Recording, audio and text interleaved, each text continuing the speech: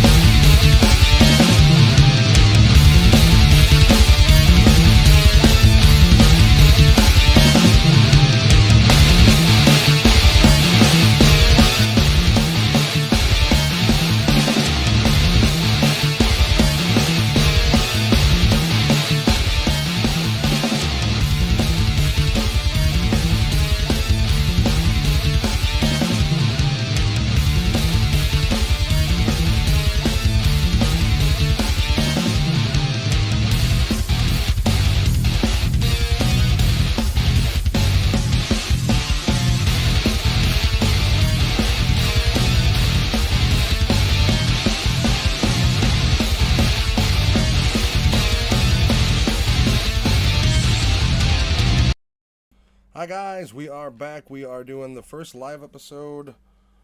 Gosh, since what, February? Oh, yeah. Early February, because we did January, like the end, like 2 back to back in like a week or something.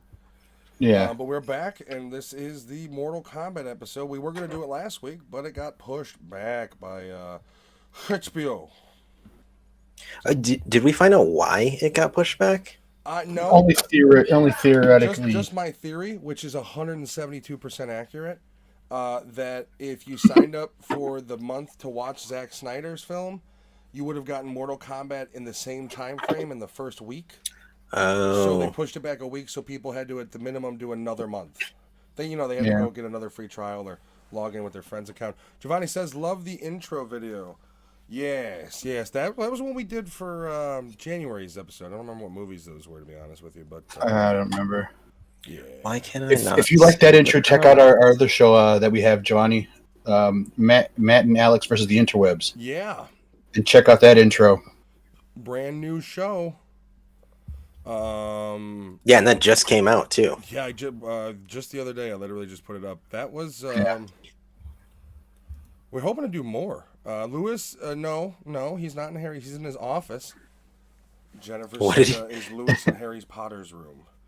If you guys are watching You the YouTube stream, you should be able to see the comments. I do have them put up. I wanted to make sure. You know, this is the best this room has looked in a long time. See, here's the thing: is like she's making fun, but we came out of a room that like was smaller than that we slept in, that we had our big TV in. Like we were prison cellmates, so we just got to know each other really well. I've worked from home for a year now, and I want to burn this room to the ground. To the ground. Yeah, Jack Black. That would be it. Like Shay just comes home one day and Rory's in your arm. You're outside watching it smolder, and she's just like, "What the hell happened?" And you're like, "I don't know, but I feel great right now. I tell you that much." Looking up from Rory's the so happy. He likes the fire. You don't want to start that with your kid. So Giovanni's watching tonight. So he watched Mortal Kombat 2. I watched it with my brother Isaac. I think me and Matt have watched it twice now. I watched it. So I told Jen, and she was like, "Well, I don't think you're going to want to watch it twice in a day last night." And I was like, "Liar!" And well, we ended up watching it today after we ran our errands. So yeah, I watched it twice. I only noticed one extra thing that I didn't. So I was like zoned in the whole time. I was planning on watching it again today for the second time, but I did have other priorities. I did have to watch my kid perform. So I watched some of her perform as well. Lewis called me a creeper for it. It's called support, Lewis. Support your friends. Okay, and so what if I can't technically go close to children? Speaking of children, my kids are jumping up and down in the kitchen right now. I might have to pause myself. Giovanni, it's up to you if you'd like to join in on the chat at all with your voice or whatnot. You are invited. Otherwise, please stay in text form. But obviously, It'd be fun to hear, Giovanni. Obviously, we're doing Mortal Kombat. I don't necessarily want to jump right into the review. I think we kind of need to talk about what built up for 20 years of... Okay, so we're going to have Giovanni jump in. So here's what we're going to do. We're going to go to a quick break. All right, wait, can we just add him to the call to the Discord without him? This one, I'm not sure how to do that. We might be able just to add him. Let me see. I gotta. It's gonna get. Let's take a real quick break. We'll be right back with you. We're gonna try to get Giovanni in here with us. Okay. Awesome.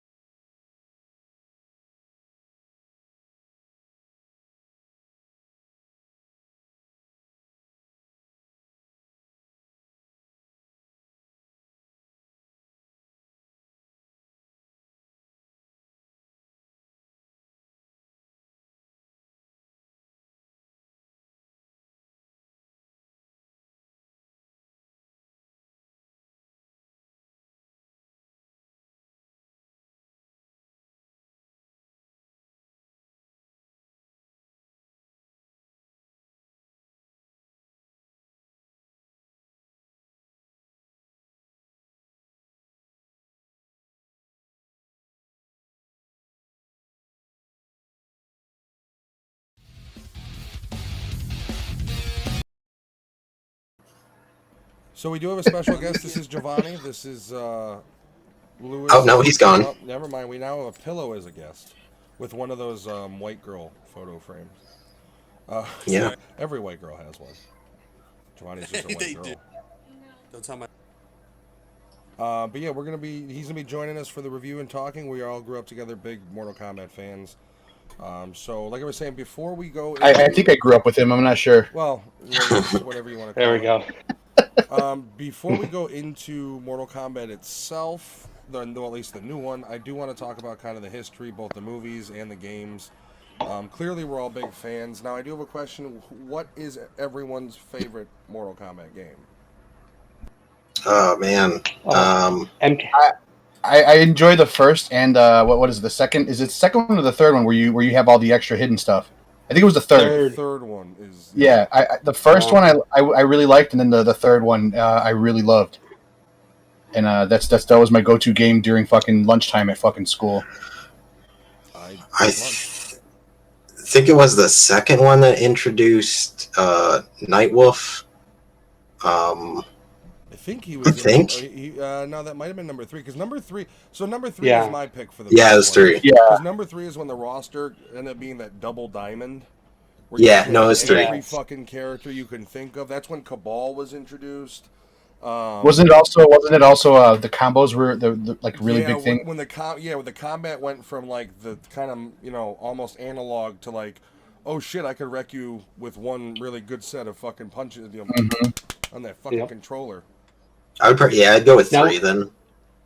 Was 3 the one where it had an ultimate version? Yeah, Yes. yeah, 3. Yeah. The That's the two one. different towers that you would choose from. There was like 4 different towers. Novice, beginner. Well, those Whatever. started in 2. The towers was in 2. Okay. 'Cause after 1, there was only like 8 characters. So you really couldn't do. But 2, I think, doubled the roster to 16, Yes. maybe. So like, I think the towers started there, and then but like. Test your might was a thing that like people I finally remember. I used to love you just smashing it, trying to break that stupid center block with your palm. Block to fucking smash it. Yeah. Well, back then you had to have those things because Street Fighter 2 set that bar with destroying the car. Yeah. Like Yep. it had that, so every other game had to have kind of that gimmick, which some of them did it well. Some of them were like, "Are you fucking kidding me?" Yeah, MK3 now. I remember. I'm trying to remember the first time I played more. I don't know. I know I played it in the arcades. That's back when arcades existed in America. I played it in the arcades first. Then we had the Genesis edition, which I think we specifically got because the Super Nintendo version didn't have blood in it. Yep. Oh, okay. So there was a code or something you could punch in to get blood on one of them. It might have been the Genesis, like because Didn't it have like green blood or did it have? Yeah. Yeah. and, It was, you could punch in like True Combat or something like that. It was like a button mashing code. Yeah, and then you can end up getting but so we had the Genesis version for that reason. And then I think I played, You had to use Game Genie. No, God, fucking Game Genies. The one thing that I used to love was the stupid Game Boy cartridge for the SNES, where you'd pop that bitch in, then you put the Game Boy game in there, and you could play it on your SNES. Oh my god, yes. That was the coolest because it was just like I'm playing Batman and Robin on my Super NES. You remember? Or no, the Joker's Revenge. Yeah. So fucking hard, dude. Especially when like you're on a road trip to Michigan and you're only getting street lights. You're like, ha, aw. Ha! Like tunnels was the greatest thing as a kid. With a fucking Game Boy, you're just like a tunnel. Ha! I got 3 seconds of gameplay. Or when you had to drive through little towns instead of the expressway. Oh. So you get a town. I know going to Michigan, I can remember I don't know, maybe Giovanni and Anthony, if you remember, going through the woods, like where the rest areas are, and it's just fucking trees on both sides, no fucking lights. Yep. Yeah. It's creepy as hell. Well, you could see why like truckers like were murderers because it was fucking easy for them. They're just like, oh, there's nobody here, huh? 2 a.m. Might as well dump this bitch over the side. Like you could easily murder in the 90s if you were a trucker. You could easily murder dozens and never get caught. I'm just saying. Those were the days. So is my true. point. So Can't be a mass murderer now. well, you can, but it's got to be random. I keep telling people you can do it. It's just got to be random. Don't take out your neighbor. Take out a random jogger in the park. But- There's no camera. But At no point did you don't actually do think about it. don't do it, but you can do it. I'm not. Look, I am against you randomly picking off homeless people in the parks. I'm just saying, if you wanted to get away with it, that is your best bet. Don't do it though. I mean, unless you have to. You know, they can kind of. So, and I guess we can't really talk about Mortal Kombat without bringing up that if you are a Chicago native, this game is, as Giovanni gets closer to the camera, awkward. It's like one of those like the Les Stroud Survival Man show where he's like, "It's only me out here, and there's a camera in my face." So if you were born in Chicago, Mortal Kombat does have a special place in your heart because Midway Studios, which I don't know if Midway is technically still. I don't know if they own the franchise anymore. Wasn't it Konami there? I think Konami owns them now. Well, but Neversoft is the new branding, though. Like, I think Midway's been kind of diluted, except for like Midway Arcade. But I think Neversoft, or no, one of them is the actual. Oh, they're a subsidiary of Neversoft is the one that did the Tony Hawks, isn't it? Originally, yeah. Yeah, but I mean, Midway, we had Mortal Kombat Rampage. That's Midway Studios. Other games that they did. What was the 3D fighter Bio something? Not Biodome. Bio Gears or some shit. I don't know. Anyways, there was like each character had a weird power or mechanical piece, or like, and you could. You're not thinking about the combo breaker game, are you? No, not Killer Instinct. Maybe it was like I don't know. Anyways, if you were to see the cover, you would know what I'm talking about. I actually just watched a special on Midway Games. They produced three 3D fighters that they were testing because all the other fighters were going into the 3D realm, and this was back when still, MK3 was, the photograph. So that's where the concepts for Mortal Kombat 4 to be a 3D fighter, they actually showed three other fighters that they made that were flops, but all used the 3D landscape. And then finally Mortal Kombat 4 comes out, and it's actually pretty decent in the 3D world, considering they came largely from 2D. Did anyone else notice, and I'm just going to bounce back and forth because we're talking about it, in MK3, the new Mortal Kombat movie, when Sub-Zero faces Jax, that's almost an exact replica of the subway station. Yep. Yeah. Side level. I thought that was really neat. So now the other thing is you have Midway, which is awesome. And by the way, don't go to Midway, the new headquarters, like I did, and request a tour because we're told to fuck off. They don't do tours. Oh, so can I point out some other games? Spy Hunter, NBA Jam, Robotron 2084, Gauntlet. Gauntlet's good. That's another one. Arcade, they made that one too. Tron, I believe Tron was also Midway Games. Part of Bally Midway. Yeah, part of Midway Bally here. Because they were also and then they separated. And also, I think they're defunct in 2010. I think they ended up filing bankruptcy. Good. I don't have any reason to say that. I'm trying to find the game that Matt was talking about, and I can't. Biofreaks, I think. Let me Biofreaks? Maybe. And it's NetherRealm that you're thinking, not Neversoft. No. You're correct. It's Biofreaks. The cover looks atrocious. Yeah. But the thing about it is the PlayStation 1 had such terrible aliasing, and the N64 actually recreated the graphics differently. That's why N64 games compared to PS1 games look so much fucking better, because PS1 games were all on the same kind of spectrum. Midway also did Killer Instinct. Yeah, the original. They didn't do Primal Rage, did they? I was just about to ask. All right. They licensed it. Okay, they also did. That was the other thing, is the other two 3D fighters that they published, they didn't create. They published. So one of them was created in a third party within Midway. It was like a small team. Can't remember the name of it, but it looked like shit. The second one that they did was you guys remember there was a fighting game where it had like the dude all in armor and he was like had a sword he was holding, something Mace Age or some shit like that. But once again, it's another one. If you saw the cover, you'd recognize it. But But that was actually produced by a different company entirely, and they were just like. Oh, is Mace the Dark Age? Yes. Who made Time Splitters? Or Oh, God, is it no. Time Splitters or Time Splitters is that first-person shooter that was in the Time Splitters or Time Crisis? Time. No, Time. It's Time something. Crisis? It was.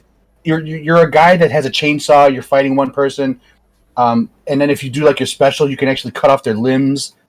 It's a fighting head-to-head game, kind of like Mortal Kombat, kind of like Street Fighter, but you're using you're using the different characters. Oh, I they think did it's called Total Carnage too. something. Total Carnage?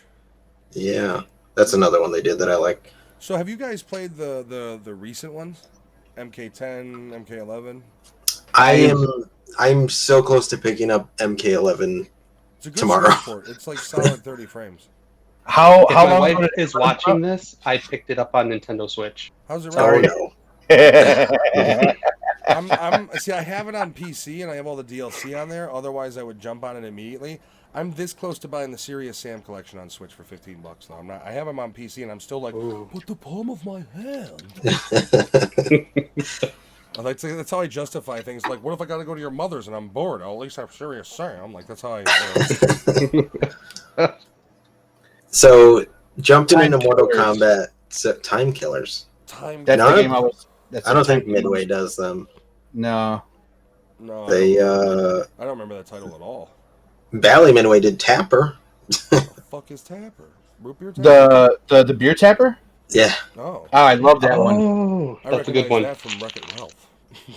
Isn't there also like a Isn't there also like a hidden game of that in like Fallout. shit? Is it Fallout? Yeah. Yeah, I'm pretty sure. Yep. Fallout's had a couple throughout the different games. They've had several different of those. Like, the funny thing is, like, the TI-83 calculators could run those games. That's how. Yeah. Oh, really? Oh, I remember when I was in high school, I'd get in trouble all the time because I had hacked into the calculator and I had installed the fucking games.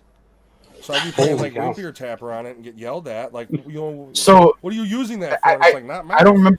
I don't remember the screen. Was it a big enough screen to do that, or? Oh, it's fucking tiny. No, small. That's what gave it away though, because you're over here like, I'm in school, and you're fucking playing on your calculator, and the teachers would dead shot you like, hey, idiot, I could fucking see you. You're big.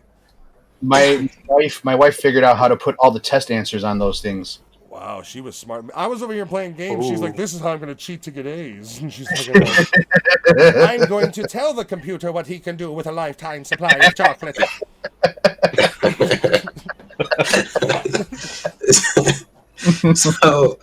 So before we talk about the new Mortal Kombat film, we can't not bring up the 1995 original Still a classic.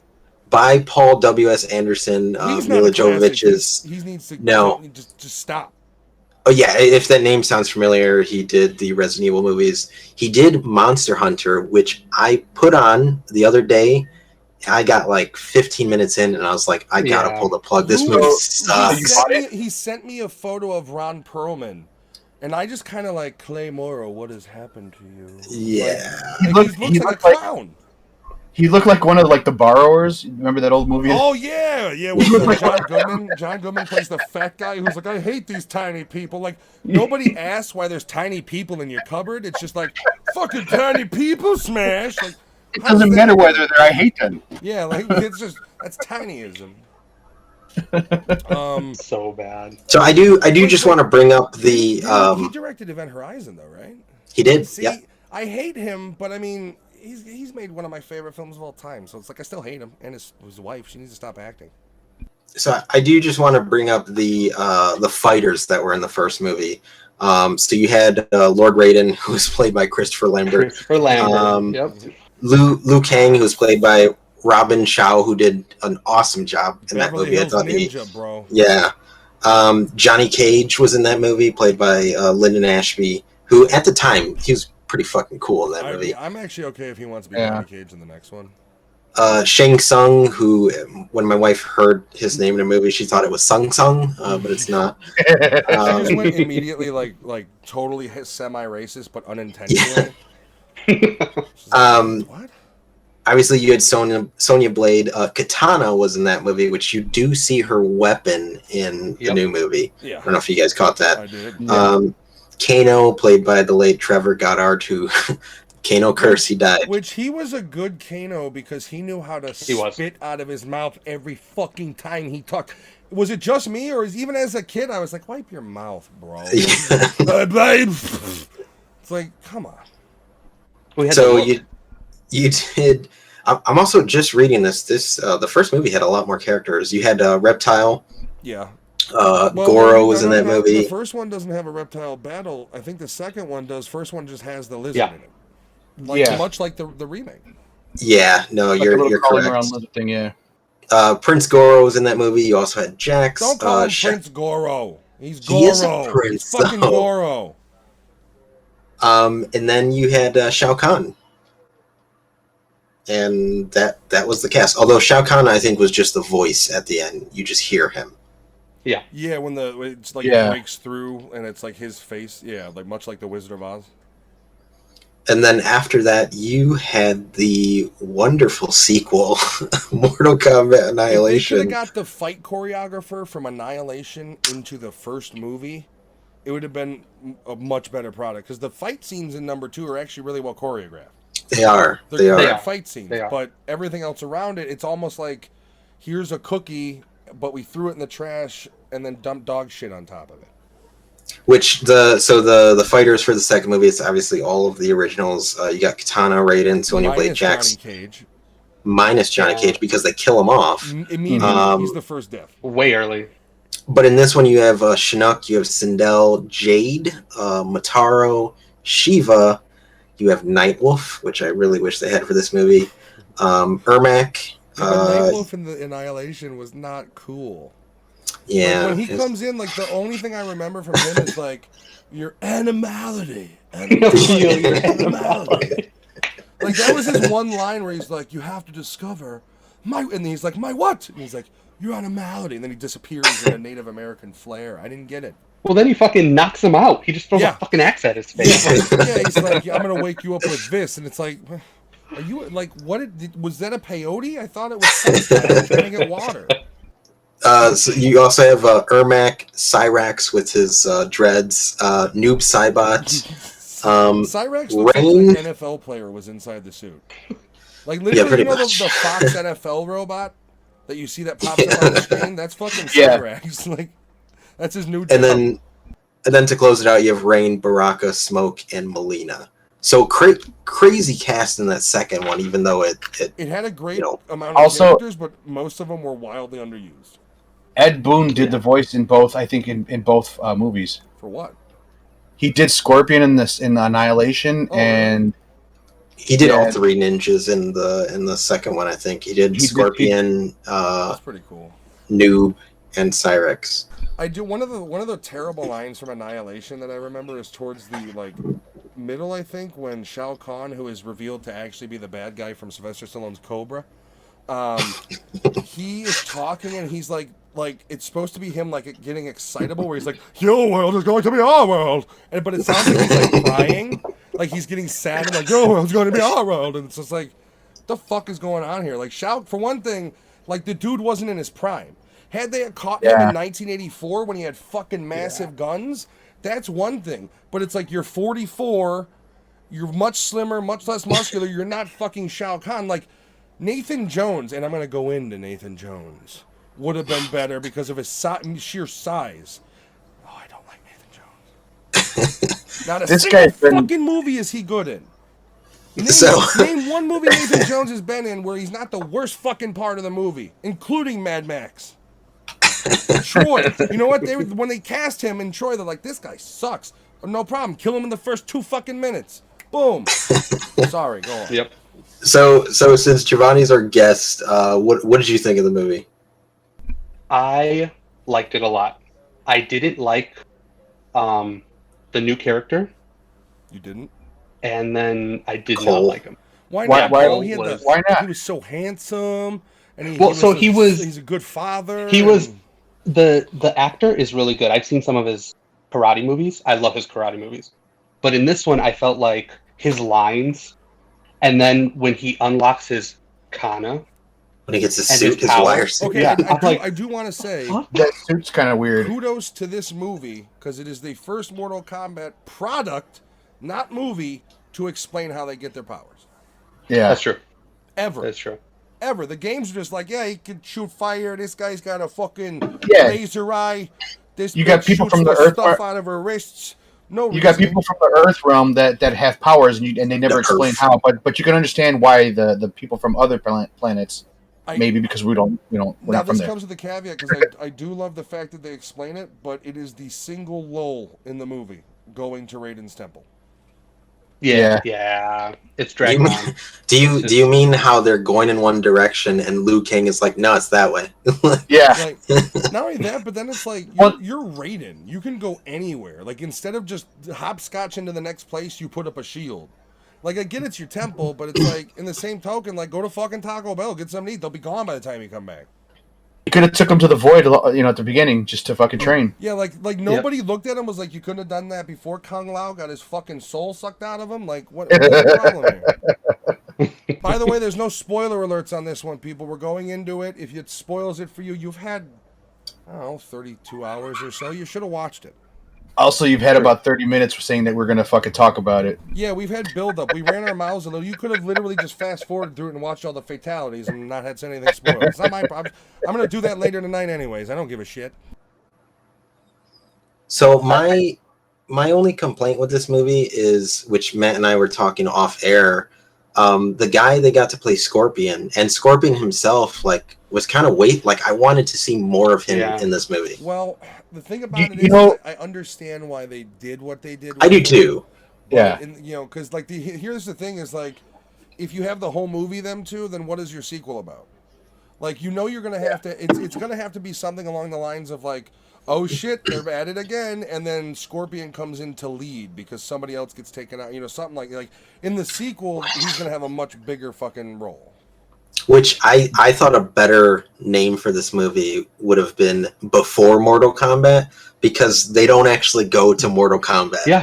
Mortal Kombat tournament before the tournament. Wouldn't it be funny if like tournament? Like they just had a shot at the end where it's like this.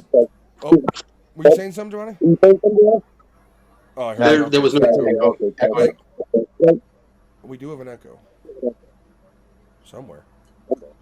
I think you're out. Yeah, your Bluetooth is off more than likely. Hold on. Oh, you hold on. He's muted now. So, fuck. What was I saying? I don't even know. Oh, real quick to cut you off. I'm going to cut you off. Make it work. So Anthony always says, Matt and I had this discussion offline or off air.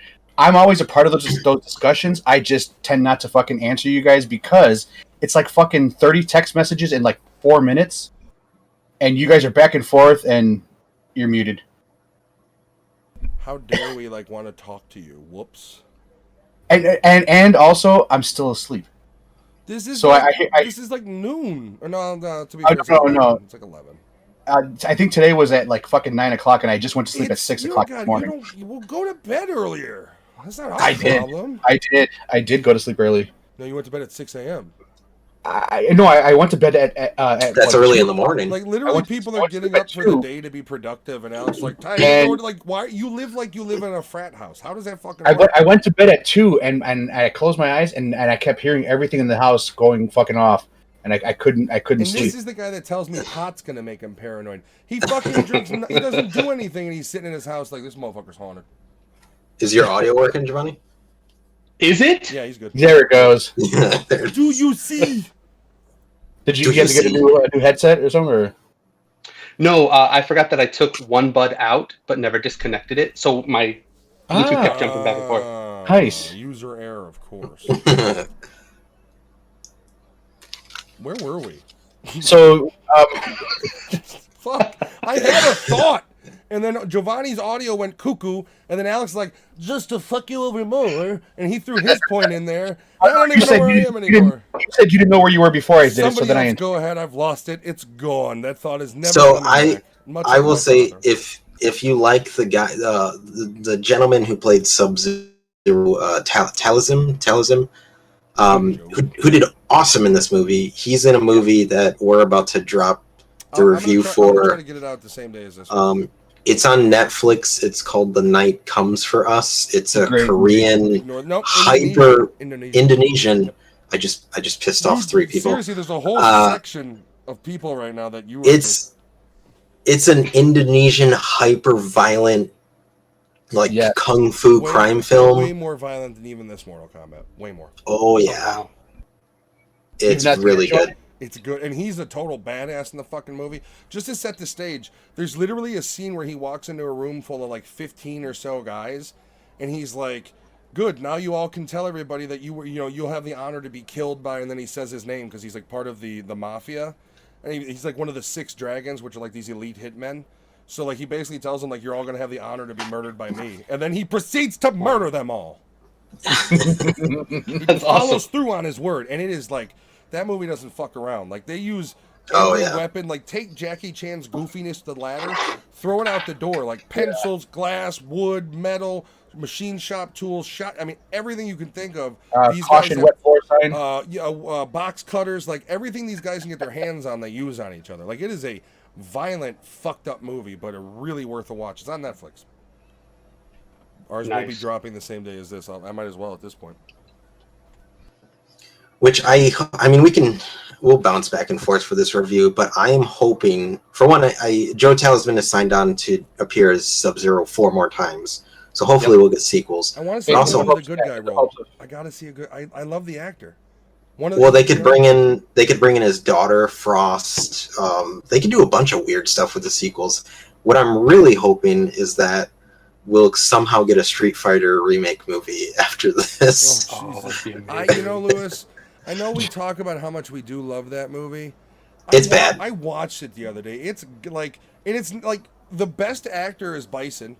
Like, he's the only one trying. And Van Damme is literally like, you could tell right before he shot the scene, every time he's like, line! Like, he's terrible in the fucking... He was on too much cocaine. He was too deep in Kylie Minogue. He's fucking awful in it. They're gonna bring him back as a Bison. Bring him back as a dead body on the ground. That's the only reason he should be in it. Fuck him. But doesn't Van Damme have like the best line in that whole movie? He does. When he's giving the speech, where he's like, "You want to go home? Or you want to go with me?" Yeah. Like, there's dudes like, "I go home. I'm gonna go home." Oh, there's a choice. This isn't even my country. I'm from Texas. I'm going home because they were in Korea. So it's like, yeah, that. And then he's in his like literally. You guys riff on McCall's Navy. McCall's Navy used the same goddamn. Here we fucking go. The same. You know how he turns his boat in that movie, Invisible? McCall's Navy has the same fucking thing. I'm not even joking. I love that movie. Fuck you guys. So one thing I thought of immediately, of course, because I was watching this movie, I was like, what is a character you would like to see that was not in this movie, and who could you see playing that character? In my mind, because I was joking in my head, I'm like, Nightwolf, Danny Trejo. Oh, he's funny, but he's not even fucking Native American. I know, but you gotta or you can pass Jason Momoa off as a Nightwolf. Easily good for that's a true. Nightwolf. Yeah. Danny DeVito, Nightwolf. I mean, I would watch it. I don't know. I don't know anybody else would. But what about The Rock as fucking Cage? Fuck off. No. There's 2 choices for him: The Miz or Chris Evans. That's it. The Miz, okay. For Cage, I don't think I can see Chris Evans as Have Johnny you seen? Cage. No, dude. Scott Pilgrim. He plays. Oh, Johnny yes! Cage, basically. Yes, he does. Just saying. He does. He'd be a good pick. I was trying to think who Kurt Russell's son could play. Oh, you know what? What I was thinking, Giovanni, you would have to see The Night Comes for Us, but in that movie, there's a guy who plays this crazy fucking dude named Bobby. And in my head, I was thinking him as like Baraka would be fucking perfect. See, if he would have been Australian, he would have been a much better Kano. As much as I like Kano, I liked Kano. I love Kano's my favorite character, despite the fact that he's always he's the bad guy. He brings the most humor, and his lines are on point. It's not like the goofy guy. Everything he says is a fucking sarcastic gem. I love Kano. So I don't know if you guys remember in the first Mortal Kombat, Johnny Cage was the guy who was like, "What the fuck is going on here?" Yeah. And Kano was They that guy in swapped him. this movie. Yeah. Well, yeah. Basically, I'd see. There are certain lines that are locked into my brain from the first movie that you kind of miss, like when Johnny Cage is doing his his movie, and then he's like, "This is where you fall down," and then it's like, cut, like that line. I will say, and just so everybody know, like the thing I love in I understand the Scorpion thing. I wanted more of him too, but I think what they were afraid of is like, well, we don't want to overserve considering Sub-Zero's like in most of the fucking movie. Mhm. Maybe throwing Scorpion in there is a little bit too much. But you got to give him credit, dude. The first time he fucking appears, the very first thing he says is his catchphrase. Yep. And it's not like neutered in any way. It's not like some just dude is like, get over here. It's in the tone it needs to be. Like, I think they handled it well. Yeah. So I didn't catch it until my second viewing, but he doesn't have the like shuriken rope in his actual hand. It doesn't come out of his hand. No, he's holding it. No. Well, Yeah. well, no, but the other thing is, the nice thing is like you see the fact that it's razor wire on the rope. Yeah. I did really appreciate that they don't have the same style suits. They both don't have the shinobi suit. It's Yeah. same suit, different color. Yeah. Yeah. Well, that's separate. I also really appreciate the fact that they demonstrate that one was a Japanese clan and the other was Chinese. Chinese, yep. Yeah. And Did if you watch anybody the catch subtitle though version- in the beginning when Baihan speaks Japanese, then he speaks Chinese, then he speaks English real quick for a second? Well, he speaks Chinese first, and they kind of look at him like, "What are you saying, bro?" And he's like, "Aha, I got you." And then he speaks Japanese, and then like, yeah, for whatever reason, when he says the Forlin Quay, he likes to say that in English. Yeah. Yeah, it's weird. I didn't understand that fully, but I didn't give a shit. He was awesome. That There's actor's also- awesome. That actor can be in any fucking action movie ever, and I'll go watch it. There's the scene where Scorpion is back and they're fighting in the ring towards the end, and Scorpion tells Cole like he'll take care of it, and Cole's looking at him like, I can't understand what the fuck you're saying. Like, how does he know? He's got the Bane syndrome. Not only that, but it's also got to be kind of a mind fuck to be like, great grandpa, like 700 years later. So I guess since I listed all the characters, so this movie you have Cole, which is a new character. You have Scorpion, Sub-Zero. You have Melina, Melina, Natara. Yeah. You have Raiko, who was from Mortal Kombat 4. I don't know why he appeared as kind of like a doofus in this movie. Well, he kind of is. His character's kind of a doofus. He kind of is, but they really overplayed the like idiot. Yeah. Yeah. You have one of the reptile creatures. You have you see a newspaper clipping of fucking Nightwolf. Yeah. I also, this is gonna be controversial. I preferred the look of Goro in the original film. I like him in the original film. I preferred the body in the original. The face and everything was much better in this one. Because he actually had, in this one, he actually had facial expressions. Like once douchebag gets his power and he punches him in the mouth, you actually see in Goro's face he's kind of rethinking, like, oh fuck, this guy might be able to hurt me. And then he wipes his the way he looks at him is like, huh, that hurt. And then wipes his lip, is like, fuck, okay. Like they gave him true facial expressions, so he's not just some emotionless monster.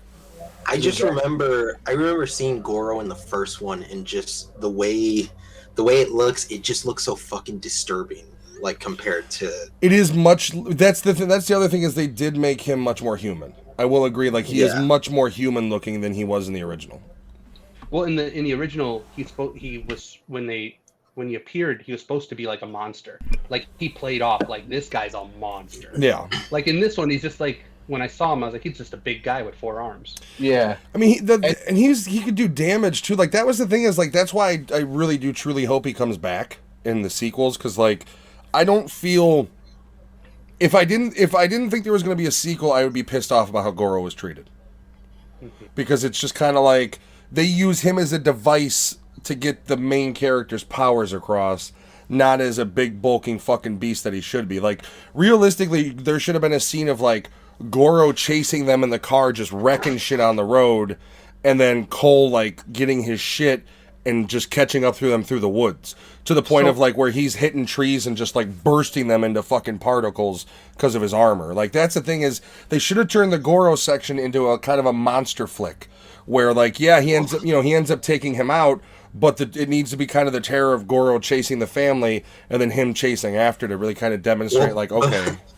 Before Cole even got his powers, he's breaking fucking support beams in that garage, just running through them. I want to get to Alex's point real quick because I know he has one. But does anyone see the? I mean, I'm sorry, James Woods broke a support beam just like that in Vampires.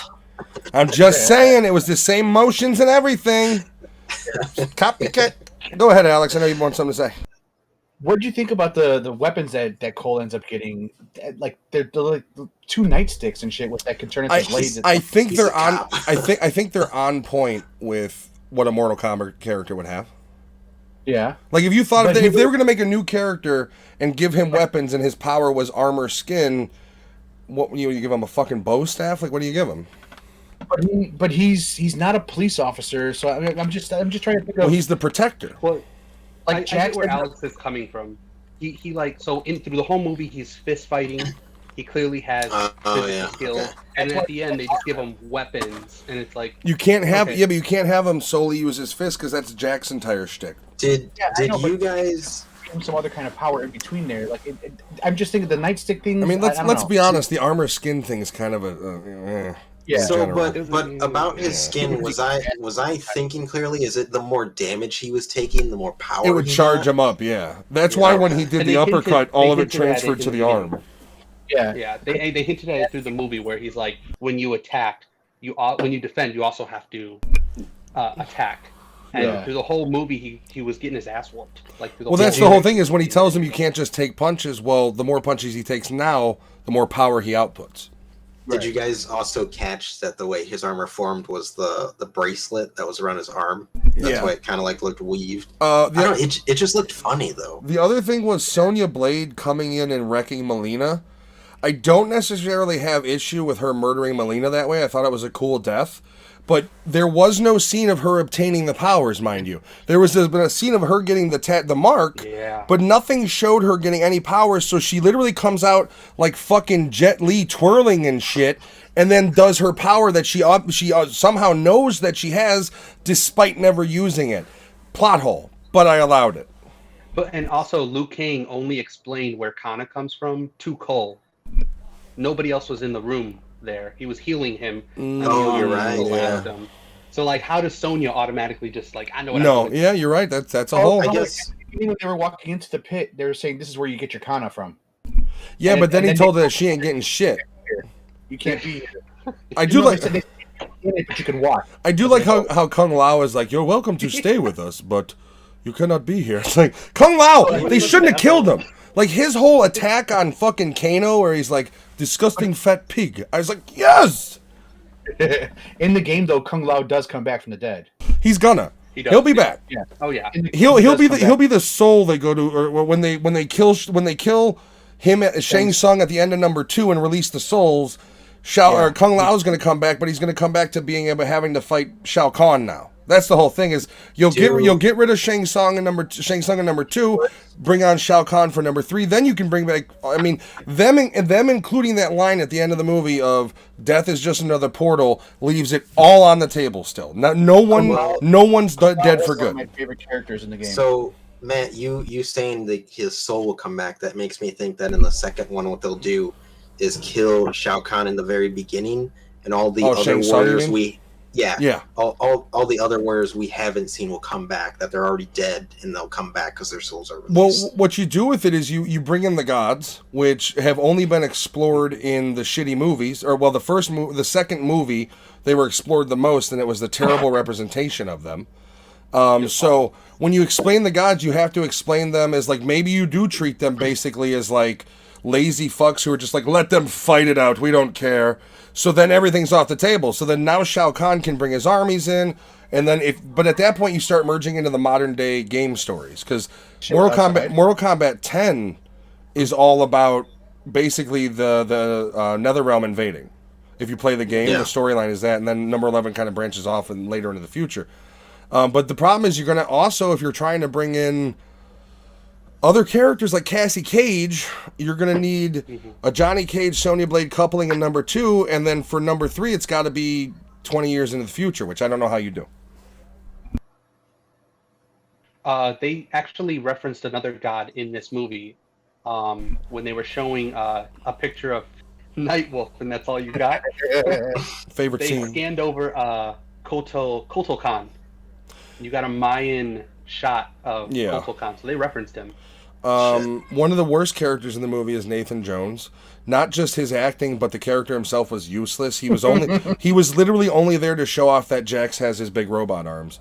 And I hate him as an actor. He's fucking terrible.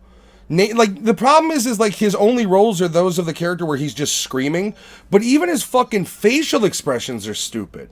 Like, look at him in this movie and tell me you take him seriously. Who did he play? The guy with the big hammer. What the fuck is his name? I never played as him. Oh, Riker. Yeah, right. Like, Riker. He was terrible in it. Because he's a big, like, the problem is it's like the Rock syndrome when The Rock first started acting. It's like, oh, he's a big dude, he must be good, and it's like, you're a terrible actor. I've seen you in movies where you talk, and you're worse in those. Isn't in MK4? Isn't he like white skin with like black pattern though? I don't even remember. I think he has a patch on his face, but I know he copies. What's his face? Shao Kahn. His armor and his hammer referenced. Oh my god, he was in Annihilation. I keep forgetting his name. I don't remember. Shao The Kahn? big baddie in Annihilation. Yeah, Shao Kahn. he copies Shao Kahn. Like he's. But that's why they use him, because he's a throwaway character. Yeah. Which, So- I'm sorry, but when it's like you're introducing the first of the tournaments, you know, or this is like your big tournament, do you bring in your third string from fucking Mortal Kombat 4? No. You should have had somebody else beside Sub-Zero, Cabal, you know, like Malina. Like, it should have been somebody else. I didn't like that he was like, one of the death scenes literally has to be wasted on this nothing character. And I hate the actor on top of it. I do get the way they did it, because they couldn't do this for every fight, but it is a bit of a bummer that like the last 4 fights or whatever before Sub-Zero are a fight montage and not like a full fight. Right. Obviously, you can't do that throughout the whole movie. Well, see, number 2 is where they could correct that by actually doing the tournament. But there was also because of the fucking Warner Brothers or whoever's fucking putting the money into it, they said they can only have under 2 hours to make this movie, and they started cutting their budget. Well, quickly, you know, like they just kept cutting and say, no, you can make it. That's true, but to be fair, if you watch the original Mortal Kombat, it was, here's the intro, and it was fight after fight after fight after fight, and I think they could have done that here. I think they could have had major battles in this movie. I mean, I'm going to argue that they didn't not have major battles. I mean, like so the Jax Riker was a throwaway. Mm-hmm. Natara gets brutally, Natara and Kung Lao are throwaways. But even though they're a montage fight, like the Goro fight scene's pretty long. The Melina, Cabal, Liu Kang, Cole fight's pretty long. You do have the one that's... Siren was really quick. The what's that? Siren? Yeah. But I liked her death, so Natara. Siren was Natara, yeah. I was okay with the Kano Sonya Blade fight. I thought that was pretty good. I like the fact that like it was more of a fight akin to one of the Indonesian fight movies. You know, she's using the shower curtain. There was a lot of jujitsu used in that fight. Like that fight was a really good, just technical fight. At least I believed. I don't know. Like I would agree that I would have liked to see more of like a structured, like, okay, we're gonna fight now. But once again, Riker's not a character with a lot. Like he's a big in the game. He's a big character. So like, that fight can't last long. It's either going to be your hero's going to succumb to his power or beat him. You know what I mean? So like for that, he's not a combo breaking. Like he is a hammer, big, clunky, powerful fighter. You can't have, and Nathan Jones sucks dick as well. So you're not going to be able to have like an incredibly choreographed fight scene with the guy. So yeah, he gets relegated to becoming fucking one of Gallagher's watermelon. It is what it is. No, ironically, the best fighting choreography in this movie is the opening. All of it's good. Yeah. Well, okay, but so you can't beat that opening scene. Did anyone else get the ninja assassin feeling from this movie? I know. Lewis hasn't fucking seen it, but or maybe I don't remember it. if you've seen it, this movie was very much like Ninja Assassins, both violence and level of fight scene choreography. Mm-hmm. Which, if you haven't seen that, watch this. If you haven't, idiots. Then watch The Night Comes for Us. Then watch Ninja Assassin in that order. Can we talk about the fatalities? Yeah. Yes. Okay, so Fatality was your guy's favorite. we need to qualify what a fatality is, and I only say that is: are we counting Reptile as a fatality? The actual lizard. Technically, yeah. Are we counting Jax's arm removal as a fatality? No. Wasn't that one of Sub-Zero's moves? In How do we not classify that as a fatality? It's a fatality that didn't kill him, but how is it not a fatality nonetheless? I would count that as like one of those X-ray maneuvers in the newer game. Brutality. No, see, I don't know. I don't know because they come back all in one piece. Like he's literally dead without the help of Liu Kang. So like, okay. I would classify it as a fatality. It's a 2-round fight, so he just lost the first round. There you go. He's got the King Kong Godzilla motif going. Okay, so Alex, what's your favorite then? I did like the Liu Kang one where he fucking finally brings out the dragon because that was the very first fatality that I did in the fucking game. Well, I do like the fact that they basically, in order to slow down Cabal, they put him in a tar pit. Yeah, that was pretty clever considering. And it wasn't them slipping on ice, waiting to be killed. Yeah.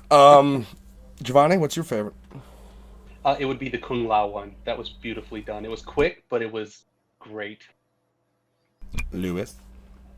Oh, man. I know it's not the coolest, but you can't beat Jax's waffle stomping Riker's head. See, I'm mixed on this one, because I really liked the Natara one. I really liked... I consider the Jax one a fatality, and because of that... Don't say Kano. I do like the Kano lizard one, though. Like, that one's pretty cool, where he's like... No, I mean... Kano wins. I mean Sonya Blades. Oh, no, that's fucking... Sucked. It was garbage. That was one of her fatalities, though. I mean... The thing about the one that's so fucking, like, impressed... Like, that's just impressed in my mind with this Jax arms one is not that he blows his arms off, but he drops him and then hits the ground and you hear shattering, and that's his fucking arms. Like, that's the rest of his arms shattering. It's not concrete or glass. That's his body. Like, it's so fucking brutal. Also, you're going to have... I mean, the first Scorpion death when he was man is a fatality. Mm-hmm. I don't know. I like the Goro one because he literally disembowels him. I wish somebody else would have killed Goro. I didn't think Cole was really worthy of taking out Goro. I think it's probably my biggest problem is his character itself not good enough. Goro's fatality. What's that? And in a couple, they do show Goro's fatality where he rips people in half. What? Yeah, they did show that. Just the picture, though. Was it a picture? Was it when they were showing him fighting? They showed him pulling somebody. No, it's just a picture from a distance. Just a picture. Okay. When Sonya was overlooking the history of Mortal Kombat when she walked into the temple. I thought it was from the distance. No, that's the only thing you get to see of him, and then he fights Cole, and then gets murdered. The necklace amulet that Kano tries to steal, is that Shao Kahn's? No, Kwai Jin. I think it's is it Quan Chi or maybe Quan Chi is yeah. It's Quan Chi. Isn't Quan Chi part of Sub-Zero's story though? He is actually in the Sub-Zero Chronicles. Remember that side-scrolling adventure game? He's part of the story, he's part of. He's been in it for a while. Yeah, it was Quan Chi, and Quan Chi's master, the one red guy with green eyes. That's his original amulet. Quan Chi. I mean, here's the thing: is like I also am not a big fan of. I love the fact that they show Shang Tsung and all the evil dudes coming in the dark smoke, almost like a poison cloud. I'm really disappointed that you didn't see Shang Tsung in action. I mean, besides him sucking the soul, like, there needs to be a Shang Tsung Raiden fight. Like, what literally needs to happen is, like, start the fucking movie off with them literally, like, they've got Shang Tsung on his knees. They probably didn't do it because that wig would have fallen. That wig looked bad. Dude, the wigs entirely in this movie were bad. The costumes good, the wigs were fucking terrible. When Raiden saw Shang Tsung, when Shang Tsung approached him near the end of the movie, that's what I thought was going to happen. I thought it was going to be a fight. There should have been. It wasn't. Where he's just like, he talks too much, and it's like, You're one of the most, and like I'm really getting tired of like I can't engage in battle. Like Raiden needs to fight in the next movie. Yeah. Like he needs to go fight the gods. Maybe the gods go, you know what? We're taking Shang Tsung's side. He's gonna be the successful one. Let Raiden go fight the fucking gods.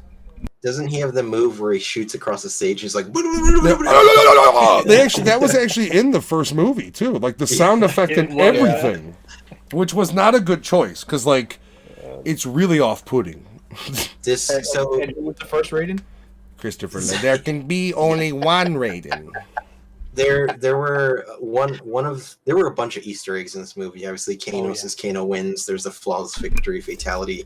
I thought the coolest thing in this movie was Liu Kang spamming the kick. Yes. Yeah. But here's the thing though. Unlike like I did like how they ended off the kick because they could have just let it be cheesy where he's like, ugh. But they ended it with that strong kick that shoots him into the basically the death pool.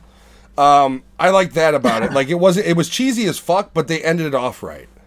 Oh no, I mean him spamming the low kick to Kano. Yeah. And then Kano even does the old school jumping motion. Like, did you notice his jump? How his legs were? Like that was the old. Yeah. I appreciated that too. Fucking throwback video game like the one Easter egg I wanted to hear in this movie, and I need to look up on Google and see if maybe I didn't. I wanted to hear someone yell "Toasty" in the background. Oh yeah, it would have been perfect when he uppercuts Goro.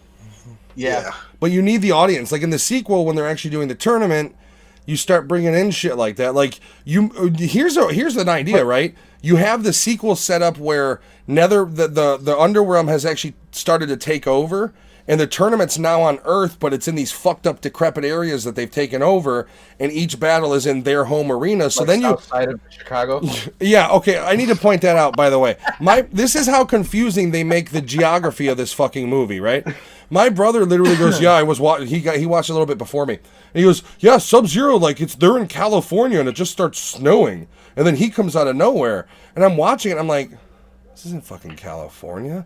And then, like through subtle clues of Illinois license plate, Gary, Indiana's home base, and then finally at the end, he's like, "I'm just a fighter from the south side of Chicago."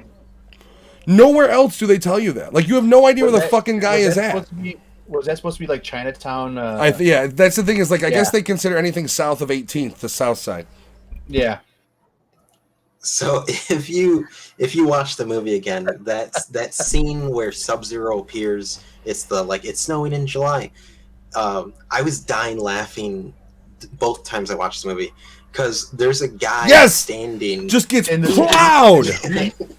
He's just like, "Oh, this is really good. Oh God," and he's dead. Like he's eating his ice cream, like just happy, and then Sub-Zero just plows him with an ice chunk. I'm glad you knew exactly what I was talking about. It made me laugh both times. So I even pointed out, I was like, "Did you see him get hit with that fucking ice?" Wasn't it like 4 feet away from his daughter, too cold? Yeah, nobody else is. Not one other civilian gets hit with ice, but this dude is just enjoying his ice cream, plowed. Oh man! I do appreciate the moves that they showcase. They showcase Sub-Zero's Hadouken. They show his ice wall, which is a kind of a combination of his ice slide and ground freeze all in one. Yep. They show his ice decoy where he jumps back. Yep. They show. I mean, they ice blade. the ice knife. They do showcase basically him freezing the ground, but it's when like he appears and the ground shows that it's frozen. I like the effect that every time he shows up, frost starts to develop on the glass. There's that cold, like kind of condensation steam. Mm-hmm. I think they did a really good job with him, but they had a lot of moves in this fucking thing that they didn't like. It wasn't a cheesy way either. It's literally him and Scorpion are going off, and it's ice clone, and it's ice wall, and it's here's the sword. And I also really like the effect of every time they hit the cage, the ice came off of it and just shattered, almost like it was glass windows. That was really neat. Scorpion's moveset, they show the flame breath. He's got the spear. He's got his sword. His sword's a little different than it is in the games. His one in the games is more thick and rigid, but that's fine. They went with like a traditional kind of samurai type thing here.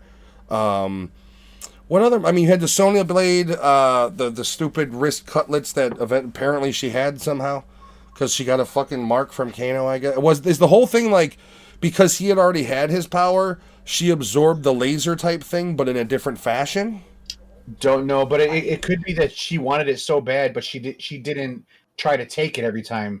That it was just there for her because You know what I mean? Like she wasn't trying to do it to get the see, powers. But I kind of took it as like her killing him absorbed his power too, but in her own way.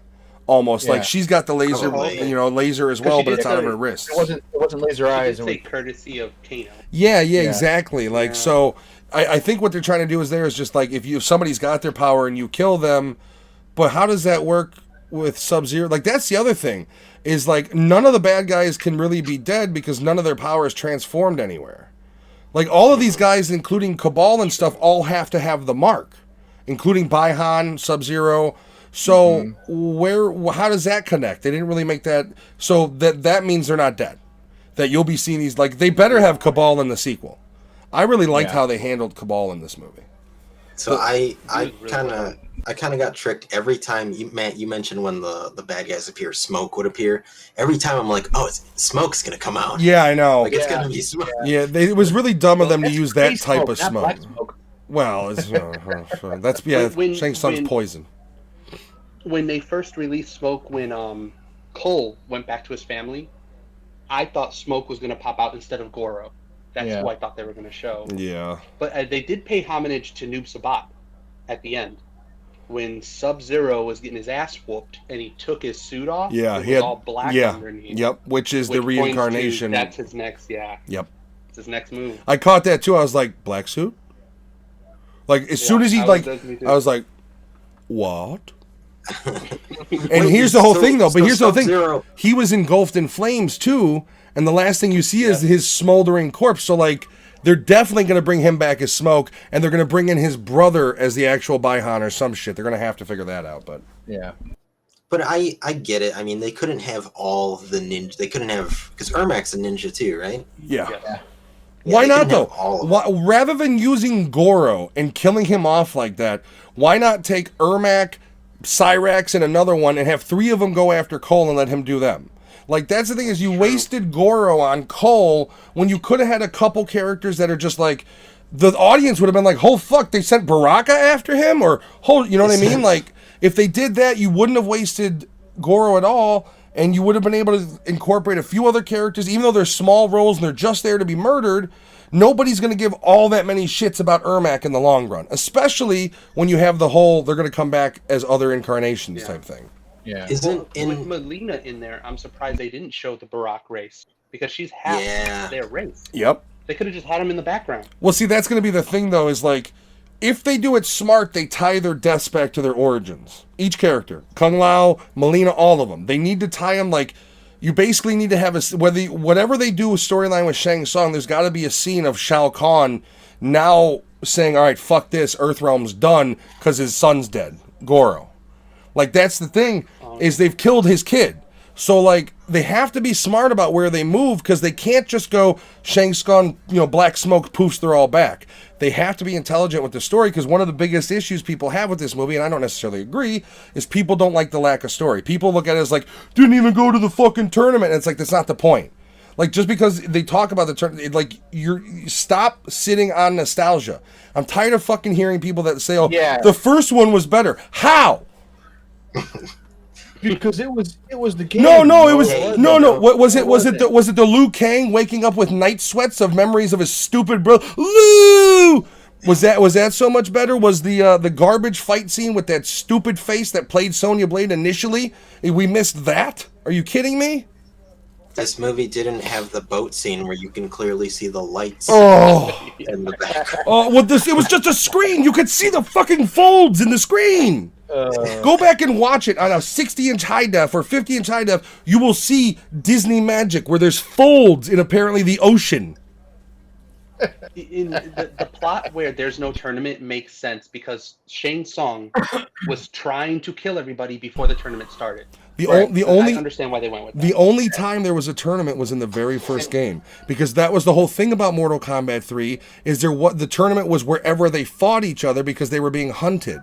And then they've pushed that storyline in the video games forward. Mortal Kombat 10 has no tournament. Mortal Kombat 11 has no tournament. They say it's a tournament, but it's legitimately on the different characters' grounds. That's how they built more levels and maps.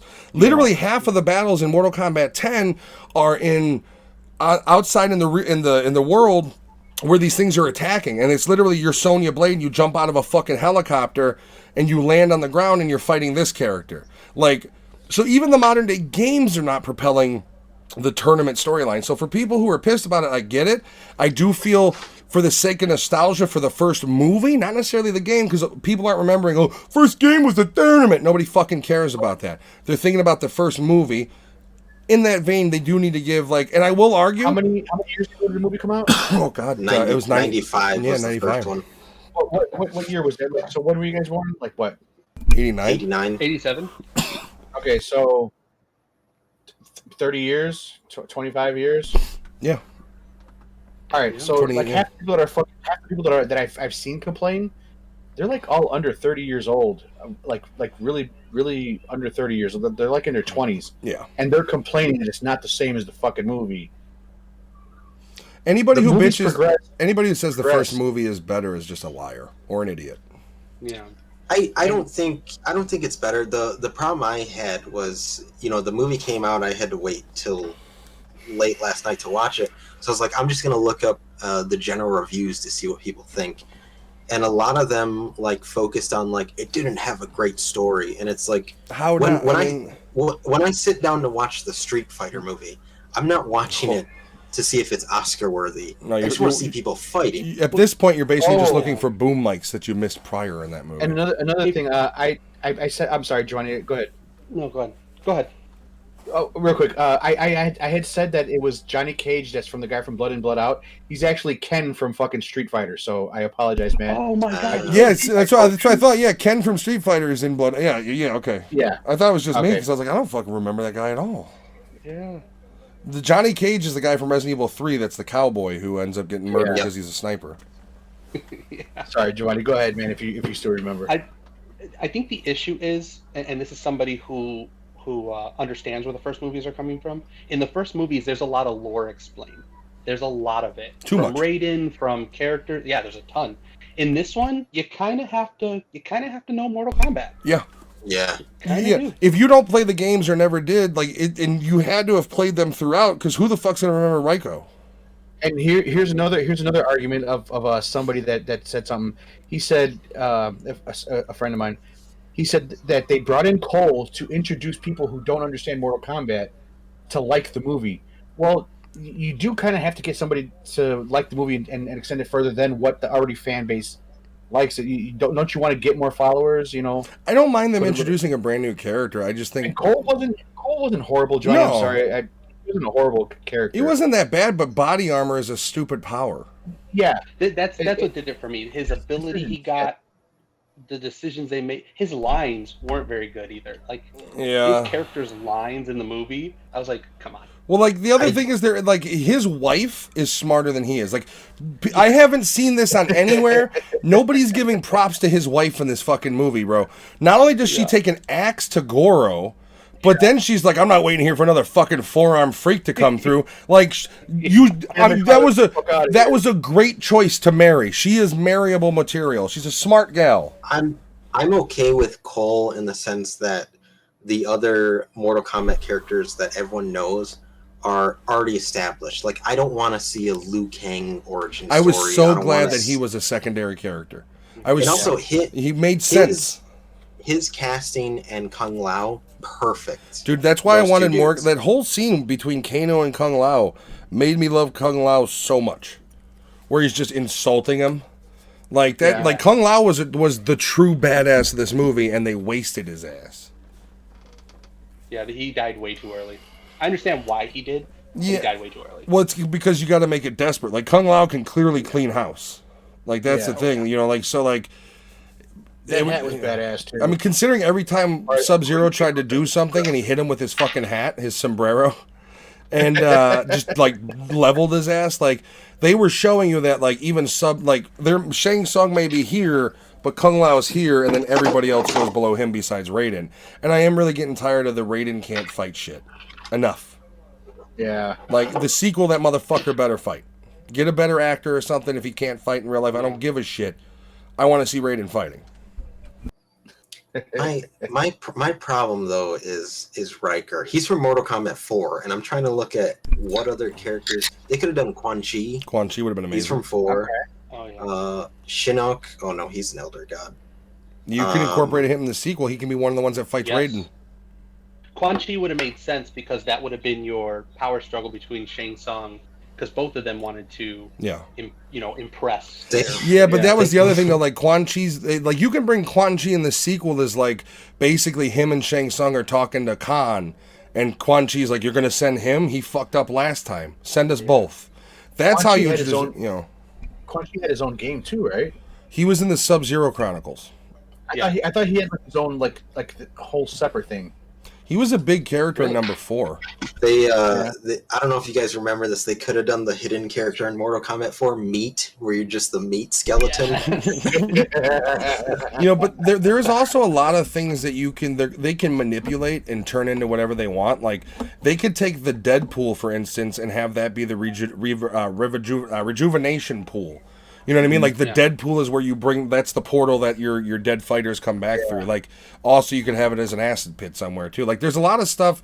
I do like the homages they gave to the levels. The bridge where Riker and Jax fight, the first Jax and Sub-Zero confrontation. I will say, even though it's not a tournament, the fact that the final fight does happen in a UFC style octagon, I let that slide as like, okay, here's your tournament. Like, there you go. I was hoping for the pit though. That would have been a cool. Them allowing him to explode his head as opposed to like what they should have done is let him do that and then push his body over, and you do an angle from over the shoulder of Riker as he fucking dips over the edge and then falls directly into the pit. They should have had that in there. Yeah, that would have been cool. Just pay me. I'll fucking be a supervisor. Be like, no, you need to add this in there. I don't care if it's $30 million. Do it. Oh, I'm fired. Okay. Well, all right. That's how. Which I did. I did also look up. So the budget for this movie, I believe it was $95 million. It's a hefty budget. Is not rough. That's not too rough for them to make their money back, though. Because I would imagine overseas, this movie's probably gonna be pretty good. Not only that, but this is like Godzilla vs Kong was good. It's not on my immediate to buy list 30 days from now. Mortal Kombat is. Yeah. I'm gonna go buy that immediately when I can. Oh no, sorry, I stand corrected. Budget was $55 million for this movie. That's not a high budget at all. That's not bad at all. $95 million, and then they kept cutting. Remember, I said that they kept cutting budgets. I'm just gonna say kudos to the graphics team because the CG on this movie was fucking on point. Like everything the from like choreography, the graphics, it was great. I mean, the whole like movie kept getting cuts, and it just kept getting cut after cut after cut, and he had to fucking do whatever he could. And look what he turned out. Well, I just want to point to I want to point to the Kano reptile fight. Like that could have looked awful. Like he's literally holding a CG beating heart, and instead of looking awful, it looked amazing. Yeah, it's pumping, it's still squirting blood. Like that's the thing is there was only one scene where I was like that looked a little weird, and it was when it's for a split second when Sub-Zero throws Scorpion into the ice wall. Just for a split second, Scorpion looks a little out of place floating on the screen. But I didn't find any other faults really in the CG. It's not just the CG though. The going into this movie, and this is coming from somebody who doesn't watch a lot of movies multiple times. Anthony knows what I'm talking about. I don't. And to watch this movie twice and see actors, some actors I know, but most actors I didn't. The way that they portrayed the characters was really well done. Like I felt Liu Kang was Liu Kang, even though it was a different actor. You really felt Liu Kang, and you really felt Kano, and I think they did a phenomenal job. The fact that Liu Kang, what about this guy right here? I like Jax. I thought his lines. Steve Harvey. Yeah, Mr. Potato. Yeah, Steve Harvey. If you guys aren't currently looking at this stream, I'd like you to look at the stream. Just look at Giovanni's box. Me? Oh god. It's such a goddamn match. Oh my god. Oh, I can't believe it. Like you guys are fucking twins. It's just like he's there. Even the fucking eyebrows. I can't get over it. So I didn't. I'm gonna put it away. By the way, They are related, yeah. didn't do my homework like I usually do on this movie because I was just excited to talk about it. But I was under the assumption that this movie was just them trying to do a new movie. This is technically them trying to do the still third movie from the very original ones, because the guy who played Liu Kang in the first one was in contract to do 3 movies. So they were always going to do a third movie, and this movie was in development hell. And I also found out that this movie was almost, they did take shit out because this movie was almost NC-17. Dude, if they release an unrated cut, God. holy shit, man. I'm just gonna say that. Please feed me. Oh my To God. be what it was rated with what they put into it, I can only imagine how. I mean, yeah, it's a rough fucking film, dude. Like, that's the thing, is it is a legitimately rough movie.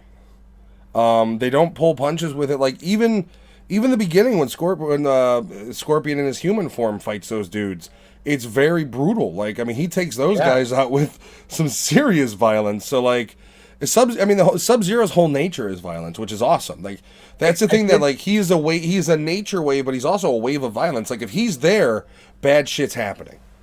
Yep. I guess I did like how they tied in the whole get over here thing with him getting his wife's garden tool turning into a fucking weapon. Yes, the fact that it was a garden, I was actually making fun of that. Like, Jen and I were watching it, and I'm over here like, he's over here like, I hate gardening. God damn it, gotta bring the water over here. And he's all like, it's his Sunday. Like, then he hears his wife screaming. He's like, oh God, son of a bitch. I don't really like how they utilize the baby. The whole like, oh, you know, like, I get it, and I get that's how you create the device of the lineage, but like, I don't know. You didn't need to show that the baby was saved. Like, just show Raiden walking in there and then make the babies crying a little bit louder, and then you understand. Maybe a little mystery, like, did Raiden kill him or the baby? Did he save the baby? Like, they made it too plain and simple. So I was looking up more kind of behind the scenes stuff. So Talsim, who plays Sub-Zero, he's contracted to be Sub-Zero in 4 films.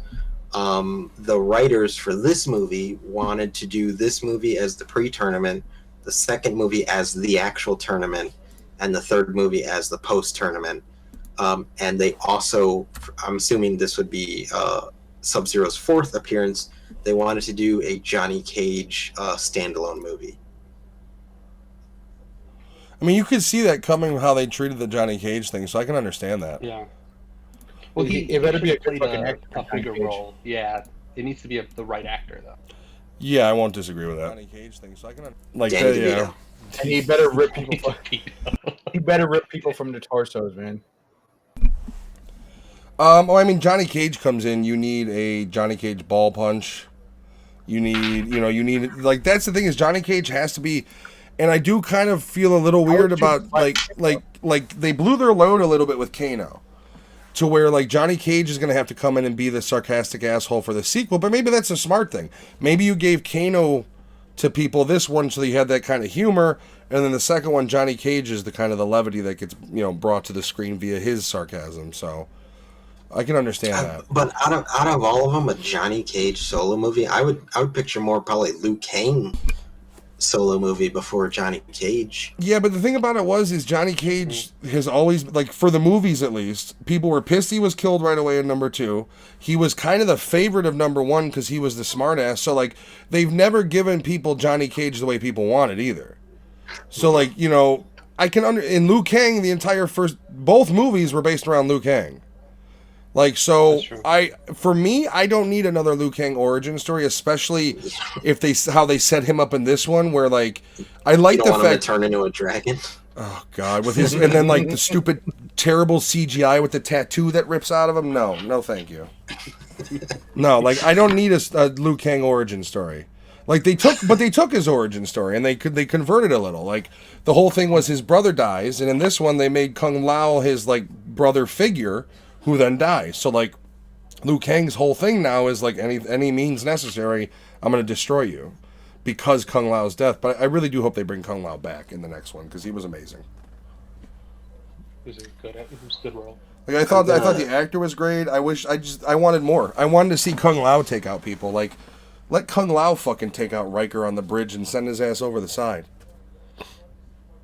Man, this is a movie that I'm gonna keep Googling to see if like they say that the sequel is greenlit.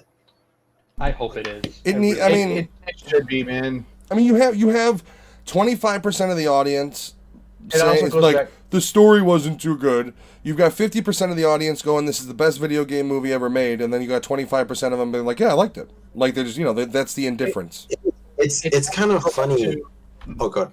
It's also going to go back to if it's a success on HBO Max versus the fucking theater. I'm gonna put it this way: if you didn't watch this movie on HBO Max and you have HBO Max, you're a fucking idiot. Like, yeah, you're a fucking idiot. You have 30 days to watch it. It's better than Kong. As much as I liked Kong, I enjoyed this way more than Kong. I didn't even get a chance to watch Wonder Woman 2. That's how little shit I gave about it. I didn't get the Denzel movie that I wanted to watch. So it's like, the ones I've watched, this is the best. And like, name me a movie besides. I mean, even Wonder Woman, in my opinion, doesn't have the clout that Mortal Kombat just brought HBO. Maybe the Snyder Cut. But the other movies they released besides the Snyder Cut and this, or like this and Snyder Cut, are the money for HBO right now. Kong probably did really well because that movie also did really well overseas. So you'd imagine anywhere that HBO Max is available got streamed on that. But I'd imagine this is going to do better than either of them. Real quick, can we say hi to a viewer that's being very silent, and we're not going to push him to say anything, but say hi, Uncle Freedom. Hey, Hello, you're not my uncle, fool, but hello. He's watching us right now. He sent me a fucking photo. Thanks for watching. Yeah, say hi.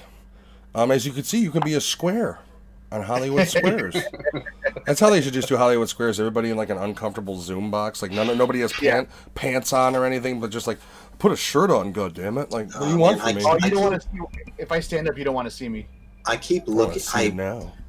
I want this movie needs to come out on Blu-ray already because I just looked up and they shot a toasty scene but cut it. So there's got to be an unrated cut. Then if they don't do an unrated cut, I'm never watching it again. After I watch it 4 more times. There was another thing that I saw that people were screaming for a Snyder cut already because they didn't like this cut of it. But this movie was not bad, man. No, I liked it a lot. It was not bad, and everybody who keeps saying it is, there's something fucking wrong with them. They're expecting too much out of. Yeah, but here's the question: what do you want? Right. Like, what is it that you want that is more Mortal Kombat than they gave you? Like, once again, if you're talking about the first one, you're talking about nostalgia. Yes, they dug into the lore more, but it was at a fault to the movie because they only in Mortal Kombat 1, the only true good fight scene, 2 of them. You have Liu Kang and Shang Tsung at the end, and then you have the Sub-Zero Liu Kang fight. Well, no, that's true. 3 Scorpions and Johnny Cage is a pretty good fight, but like everything else is, and that's because that was entirely stunt doubles. You know what everybody wants, man? They want all fucking 11 games in fucking one movie. Yeah, but these people haven't played all fucking 11 games. They want this to be fucking 11 hours long to explain everything. People are so stupid. They're like, why wasn't RoboCop in it? He's in Mortal Kombat 11. You know, like I was hoping Rambo was going to be in this movie because I just got his DLC. Like, fuck off. Like, I will agree that it had a total lack of characters. There should have been more. There should have been more from the universe entirely. But with also, they should have did things different for certain characters. But with that said, what do you and I told somebody this on Facebook, and they're just like, "Oh, I don't agree." And it's like, what storylines are you talking about? Because Mortal Kombat doesn't have a fucking storyline. It's literally a tournament to decide the fate of the fucking world, right? What character you choose. Well, but even then, the first if people want to be fucking original and like to the degree, the first movie was these guys are bad, you're good. If you lose, the Earth realm is dead. And like that was it. So like there's no story to ruin. If you're talking about story, you're talking about the first movie, which doesn't exist because this is a remake. So it's like, get rid of it. The movie lore they added in wasn't all, I mean, they made that shit up. They took what Midway told them and they were like, okay, well, we'll develop this then. Like, that's the truth of it. This movie did things better. It's just they did Liu Kang better. As much as I like Robin Shu, which is Liu Kang in the originals, they did Reptile, the Reptile form better. If anybody remembers what Reptile looked like from the original movie. Jesus. It was bad. They did Kano better. As much as I like the guy who was Kano in the first one, Kano was he's my favorite character in this movie. Reptile besides Sub-Zero. in the original movie looked like what's-his-face from Monsters, Inc. Well, not only that, but the CG... Reptile. Steve Buscemi's character, yeah. Reptile from the original movie reminded me of Reboot. as soon as I saw Oh God, him. yeah.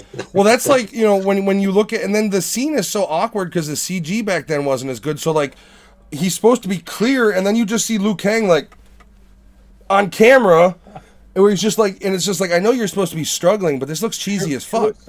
Here was another complaint I read in comments from the IGN fucking. I told you review. IGN's a cesspool. Yeah, I know, but when I'm talking about the people that commented, so they were complaining that Reptile's character. What were they expecting him to be a human with a reptile face? Yes, but that's not Reptile. Reptile, that wasn't him. That was the reptilian Reptile's based off of. Yeah. Mm-hmm. So, but like in the video game, the reptile, the ninja or whatever, it was a fucking person with a reptile face that looked like shit. To be honest, when he took his mask off, yeah, it looked like shit because he would take his mask off to what spit. Were they expecting? Yeah, what were they expecting Reptile to look like? Well, here's the thing: in is like in the original Reptile human form, he was wearing a human face because he takes that off. It's a lizard underneath. Yeah, like, he's always a lizard. Yeah, I mean that's the thing is like I can like here's the thing is what are you gonna you can't. They've introduced the platform for Reptile. Now you can create the ninja Reptile, but you can't do that without the creature form first. And I thought they handled it amazingly. Yeah. I mean, Kano stabbing a flare into Reptile was one of the coolest things you could think of. Like, and then yeah, but then the consequence of that is he lights the whole fucking place on fire. Like, that's the thing is like, and it was just such a beautiful spectacle of like fire and the lighting from the flare and, you know, like the blood when Kano punches through his chest. It's like that scene was done so well just in the sheer violence of it. You've got Kano with his Kano wins. Like at the end, like they did that scene perfectly, especially and if people think that they could do it better and they want to reference the old movies, I implore you, go watch the Reptile scene from the first Mortal Kombat. You're gonna much more appreciate what you just saw. His relation with Cabal, though, although it was cool, it's a little weird though, because in the game, Cabal is part of the Black Dragon, but he leaves and becomes a cop, and then he gets killed. Yeah, he gets burnt, I believe, by Kintaro. I don't know if it is Kano. Yeah, Kintaro. I mean, here's the thing though, they're going to twist that a little bit. Like they didn't even go into it. Basically, the way they treated Cabal was almost like he was Kano's equal. Like it's almost like Cabal in this movie didn't follow Kano. He was one of the leaders. You know what I mean? Like, so I appreciate that because it shows that Cabal wasn't just some dumb asshole. I don't know if I like the cop angle because he was still kind of a bad guy. He came back as a bad guy in the game. He was never a good guy. So like, I appreciate for one thing, I like the way they had the guy voice act him. His fight scene was okay. I like how they showed his power of like the super speed and shit. However, I wish there would have been more fight choreography in general in his fights. There was really close quarters, and then it's a couple minutes before Liu Kang does his special on him, which I wanted more Cabal. So I hope in the next movie we get more Cabal. So that's one thing I noticed in this movie, and it's probably because you don't have a lot of traditional like Asian descent actual fighters that can do fight choreography, but in a lot of the fighting montage, it's jump cuts of the fighting until you get to like Joe Taliesin and all of that, and it sucks because these characters you can't get an Asian Sonya Blade, but oh, you're muted, Matt. I even text you guys that like all the fight scenes were good, but the best fight scenes have the Asian actors involved. Yeah. They do. So in the second movie, if they introduce more of these shinobi style ninjas, you will get that like wonderful fight choreography that you can actually watch. I will say, considering you have a couple pale faces fighting in this movie, Sonya Blade's knife fight wasn't a bad fight. Her Kano fight was pretty good. It didn't look like somebody who was just like a bikini actor. Doing these fight scenes. She actually did it. Yeah, and she was a rough shit. I mean, when she takes on Kano in her trailer, that's a rough fight. Yeah, that's a good fight actually. I really enjoyed that one. I like that about this movie that they actually, I'm pretty sure all the actors actually did fucking train for this shit. Yeah, and did try to pull this shit off the best they can. Mean, you see how ripped Liu Kang is. But here's the thing though, they don't have an excuse for Cabal. Cabal's covered. Throw an Asian guy in the suit, do the voiceover. True. You don't have an excuse for not having a good Cabal fight. He's covered completely. I do appreciate though that like the non-Asian fighters had that American-esque, like, or European-esque, the street like, fight, style. yeah, where it was very much the long, broad arm. Yeah, Yeah. I agree. Yeah, I agree with you. And it wasn't them just trying to pull off, like they're trying to mimic the. Yeah, and here's the thing, the lovely thing about being out of the fucking 90s is white actors can go through training now because you have such amazing choreography and martial art teams behind movies like The Raid and the whole Indonesian scene and The Night Comes for Us. Those guys being involved in major Hollywood movies does nothing but make Hollywood better. In my opinion, every action scene with a fist fight scene should have 1 of 2 or 10 of these fucking guys as consultants. Because there's not one bad movie that I've seen with this crew behind it. Joe Talisman, any of the guys from The Raid, any guys from The Night Us. There's no one called Headshot on Netflix. It's the same director as The Night Comes for Us. These guys need to be heavily involved in all Hollywood fight choreography. They know how to do it. Anybody wants to argue, go watch The Raid, then I'll talk to you later and tell you how you're fucking wrong. They just know how to do it. Like, if you liked Sub-Zero in this movie and you haven't seen Night Comes for Us, watch it. Because it is him in his total badassery. I mean, takes on 15 guys. It's got a lot of the guys from The Raid as well. That's my feeling is like, if people want to be against other cultural influences coming into Hollywood, this is one that needs to come into Hollywood because it's fucking stagnant. There is no good action movies that isn't a goddamn Marvel picture anymore. They're like, and Alex and I have had our discussions about Expendables, but there hasn't been a movie. But here's the thing: name me a movie. Only because I just don't want to fucking watch it. Name right me now, name me a movie in the past 10 years. Besides a Marvel production that has given you that level of explosive type action. You have occasionally, you've got like Hitman's Bodyguard with Ryan Reynolds. That was a really good movie. You get these one-offs, but frankly, No, I was just laughing because I had a buddy who he has said that the Expendables was pretty much the Avengers for old people. Yeah.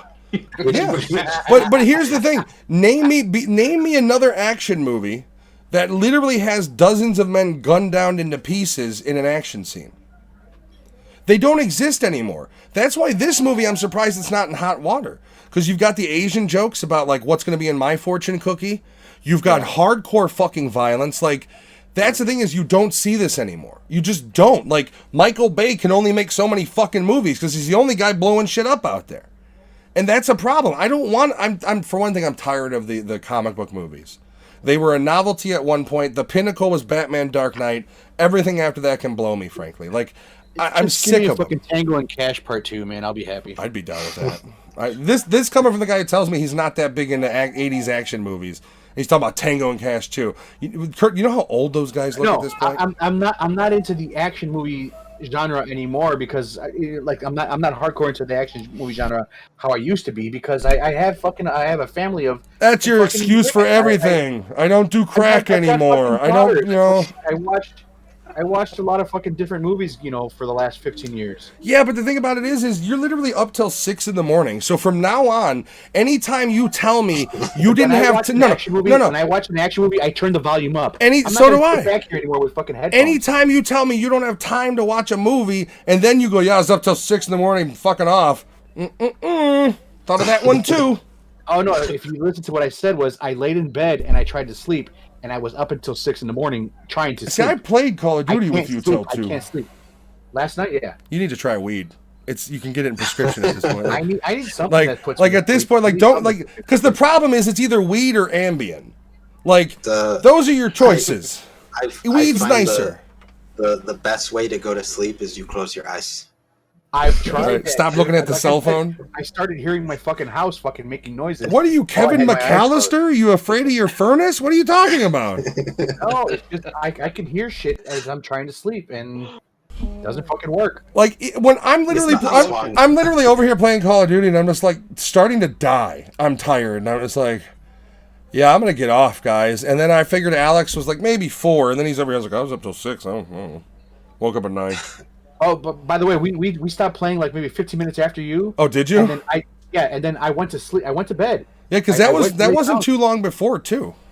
Yeah, and I went to lay down, and like I said, man, I closed my eyes, and all I kept hearing was everything in the fucking house was making noise. Put on a and my eyes were closed. YouTube. Put on the night sleep YouTube. Well, That's no, what I put on. I have BBC. I have BBC playing in the background. No, like go to YouTube and Cock. type in sleep wave sound. It's at a certain frequency.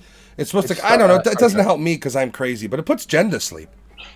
So I put it on at 7 o'clock at night. I'm like, I made the mistake of falling asleep listening to Stephen King audiobooks, and I don't do that anymore. I used to fall. I used to fall asleep to. I don't know if you guys ever listen to Opie and Anthony. They're on their old radio. But yeah, I will put on those. But then every now and then the volume jumps and I laugh and it spooks me awake and it's like, God damn it, shut off! Like you know. And when you get spooked awake, like maybe it's just me, but I go into Hulk smash mode. Like there has been physical times when Jen has like touched me awake and I've cocked up at her. Like it's not good to wake me. I used to put fucking Doctor Who series on play when I fell asleep, and I would fall asleep, and then my wife would start having dreams of whatever's going on TV, and she would wake up and she would be pissed off at me. Just put on Friends. Jen throws on Nick at Night, and those broads blabber right to sleep. Yeah. I actually like Friends. I don't know. I like that show. Have you ever watched it, Giovanni? I don't like Friends. Okay. My wife loves Friends. I have to watch it. How many episodes have you watched, would you say? I've seen them all. Okay. I believe I've seen them all as well. You would agree then that there are certain shit that they do in that show that would not go today. No. Like there is homophobic jokes, there is sexist jokes. Like for that credit, in today's culture, I give Friends a lot of credit because it's on fucking Nick at Night. If I on YouTube said anything of some of the stuff they say, I'll get fucking banned. But it's on Nick at Night. But you're also talking about Nick at Night that has the Jesus channel on it Saturday nights too. So I don't know what the fuck what we're feeding our children anymore. But it goes from SpongeBob to that old fuck preaching to Friends. Like at some point, just put on live PD reruns. If we're gonna fuck our kids up anyways, let them see it. Hey Jimmy, this is where you're gonna be if you don't do your fucking homework. Is Ren and Stimpy a part of Nick at Night, or is not on anymore? But it was part of Nickelodeon. So it was part of Nickelodeon. Yeah, I don't know how that ended up on Nickelodeon. I just wanted one scene of Ren and Stimpy nowadays would get them like burned at the stake, and that's when they get the hacksaw, and it's between his butt cheeks. Jesus, go YouTube that. It's still hilarious. I'm a Ren and Stimpy fan. I don't give a fuck. Holy shit! Like you hear how I talk. My kids are gonna hear me. Nothing on a goddamn cartoon's gonna be worse than what I say. But back, all right. Holy shit. I know we're talking. Is there anything else anybody wants to point out about the actual movie? Because I do want to give it the hot dog ratings. No, I mean, like I said, if you want to see sequels to this, definitely support it. I'm gonna be buying this on Blu-ray when it comes out. I'll be getting it digital, which means I'll eventually get it on both digital platforms. I would assume it's safe to say we're at least gonna get one more sequel. I don't know if it'll be 4 films. I mean, the thing about it is are they actually going to go off? Are they going to go off numbers, or are they going to go off the marketing? What makes them more money, the buzz or the actual views at this point? Because if the buzz makes them more money, then this movie's successful already. Yeah. And you have to understand, like it was entering. They had to test the waters. This was a test the waters movie. That is my one problem though. Mm-hmm. Seeing it as it is the first and it's the test the waters. Don't try to build an Avengers universe. Yeah, that's what they did. That's the problem. Yeah. The only thing that worries me too is that if they're like, this did good, we want to go to a wider audience. And they dial back. They can't. After bringing this one out, if they brought a PG-13 version or not as they can't. They can't do it. They'll fail. No, they keep it the same, but they just do friendships instead of fatalities. I want to see the babality. Friendship. Turn Sub-Zero into a cute baby. No. Or the next time you see Sub-Zero, the people start fucking slipping on ice. Yeah, if they don't continue with the hardcore violence, it's gonna fail. People are gonna watch it. What the fuck is this? The first one was so good. Mortal Kombat's always been bloody from beginning to end. Unless you're a '90s movie. Why would fatalities make Mortal Kombat? That's what it is. Yeah. And to the credit of this movie, they have them and they're accented. Yeah. They are the pinnacle of every action scene. They are the climax. What was your guys' count? Because I said 7 or 8. So it depends on how you credit it. You got. Hey, Lewis, is somebody getting murdered by you? What? somebody getting murdered by you? Because No, I have the window closed and there's still a party going on. oh god, it's loud. So you have Yeah. you have Scorpion's human form death. You have Reptile. That's 2. You have I consider Jack's arms removal a fatality. You have Natara. You have Kung Lao. You have Melina. You have Kano. You have Raiko. You Reptile, have technically. Yeah, that was the first one. I got that's definitely a fatality. So 8 or 9. That's 8 so far. You have Goro. Okay. Goro. Yep. What was Goro's? He gets killed by Cole. He gets gutted and then stabbed in the eyeball with the blade. Yeah. Okay, but the And his fatality intestines fall out. Yeah, Well, I do love well, that that part could- that about could- I it. love it. one. When Goro's intestines fall out as he falls, Yeah. that was a nice touch. I really like that because, like, the Yeah. kind of thing is like he's a giant beast, so you imagine there's a lot of intestines too, So and you get to see them. Going back, let's call fatalities from the Mortal Kombat that we know. So Cole's wouldn't really be a Mortal Kombat fatality that we know. No, it's a fatality in the movie though. Absolutely. Yeah. But I'm just saying, I'm just calling it out by like what we know from the video games and shit. Oh, Yeah. Sonya's when she fires at Melina, she's keeping the spine there, but Yeah. putting a hole in her. That's definitely from the game. Yeah. Kung Lao's kill on Nataro it's not a fatality, but it's a move. Kano killing Reptile, that is his first fatality That is in the his first first one, the fatality, pulling yeah. out the heart. Liu Kang's fatality. I don't know if that was their representation of his animality or what that was. To be honest, no, Dragon? that was in MK3 Ultimate. He summoned a fire dragon. I never He played would as turn Liu into a Kang. dragon and he would eat him. I was a Cabal guy in MK3. Like, I was Cabal, Sub-Zero, Cyrax, and Smoke. Those were my mains. In the very first game, Scorpion's fire breath. That was a fatality. Yes, that was an amazing. I even liked how as it went out, his face tore away. I didn't know if they were going to do that. He rips his face off, right? In he what? pulls his Yeah, face yeah, off. yeah. He's whole just thing he's off. just It's skull just under. skull. But in the you Also, gotta remember Liu in the Kang- games they Liu Kang treat the turns hood into a as like dragon. his face too. Yeah. Like in the games, their face is part of the mask. Like it's not a covering; it's a Yeah. mask. Him and Reptile, and I think Ermac too, right? I think all of I those don't decomposed recall Ermac. ninjas. Yeah. I don't remember Ermac taking off his mask or anything.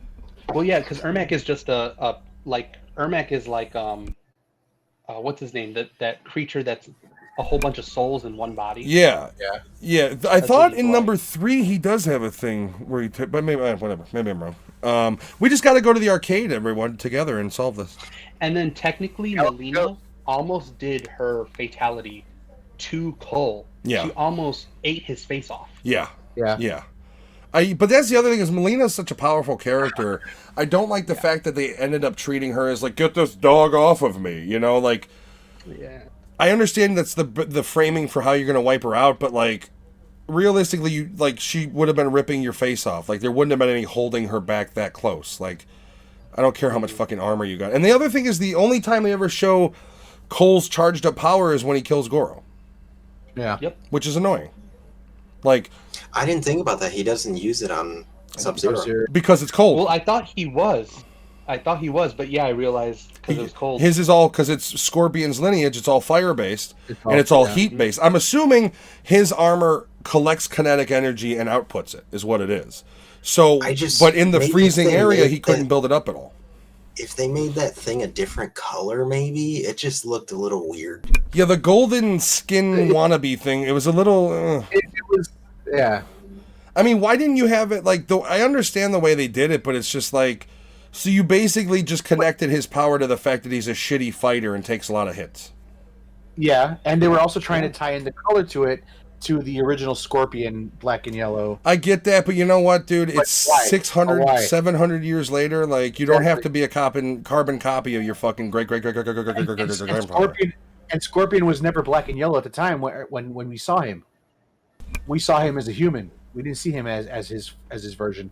So why come out as fucking gold? I mean, I will argue the coloration in this movie is far less important. Like, Sub-Zero was subtly blue.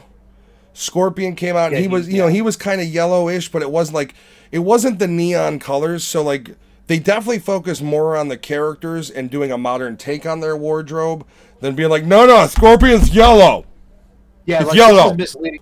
this is misleading right here. Like he's yellow number 4. You know what I mean? My Like background is very misleading. I mean, like, really Sonya Blade's character was on point. Well, that's the thing is they got to highlight the powers. But to be fair, when Sub-Zero's very blue in his environments, all of his ice, and like when he comes in, it's very blue. When Scorpion finally does come in, he comes in, everything surrounding his character is fire, and it's got that reddish yellow to it. So like they embed that, but they I feel like the costume designer was like, I'm not gonna make it that fucking yellow. Like, no. Like he's like they're working in the background and some asshole executive producer comes in and it's just like, now Scorpion was very yellow, and the guy's like, fuck you, this is a new movie. Like this isn't 1993.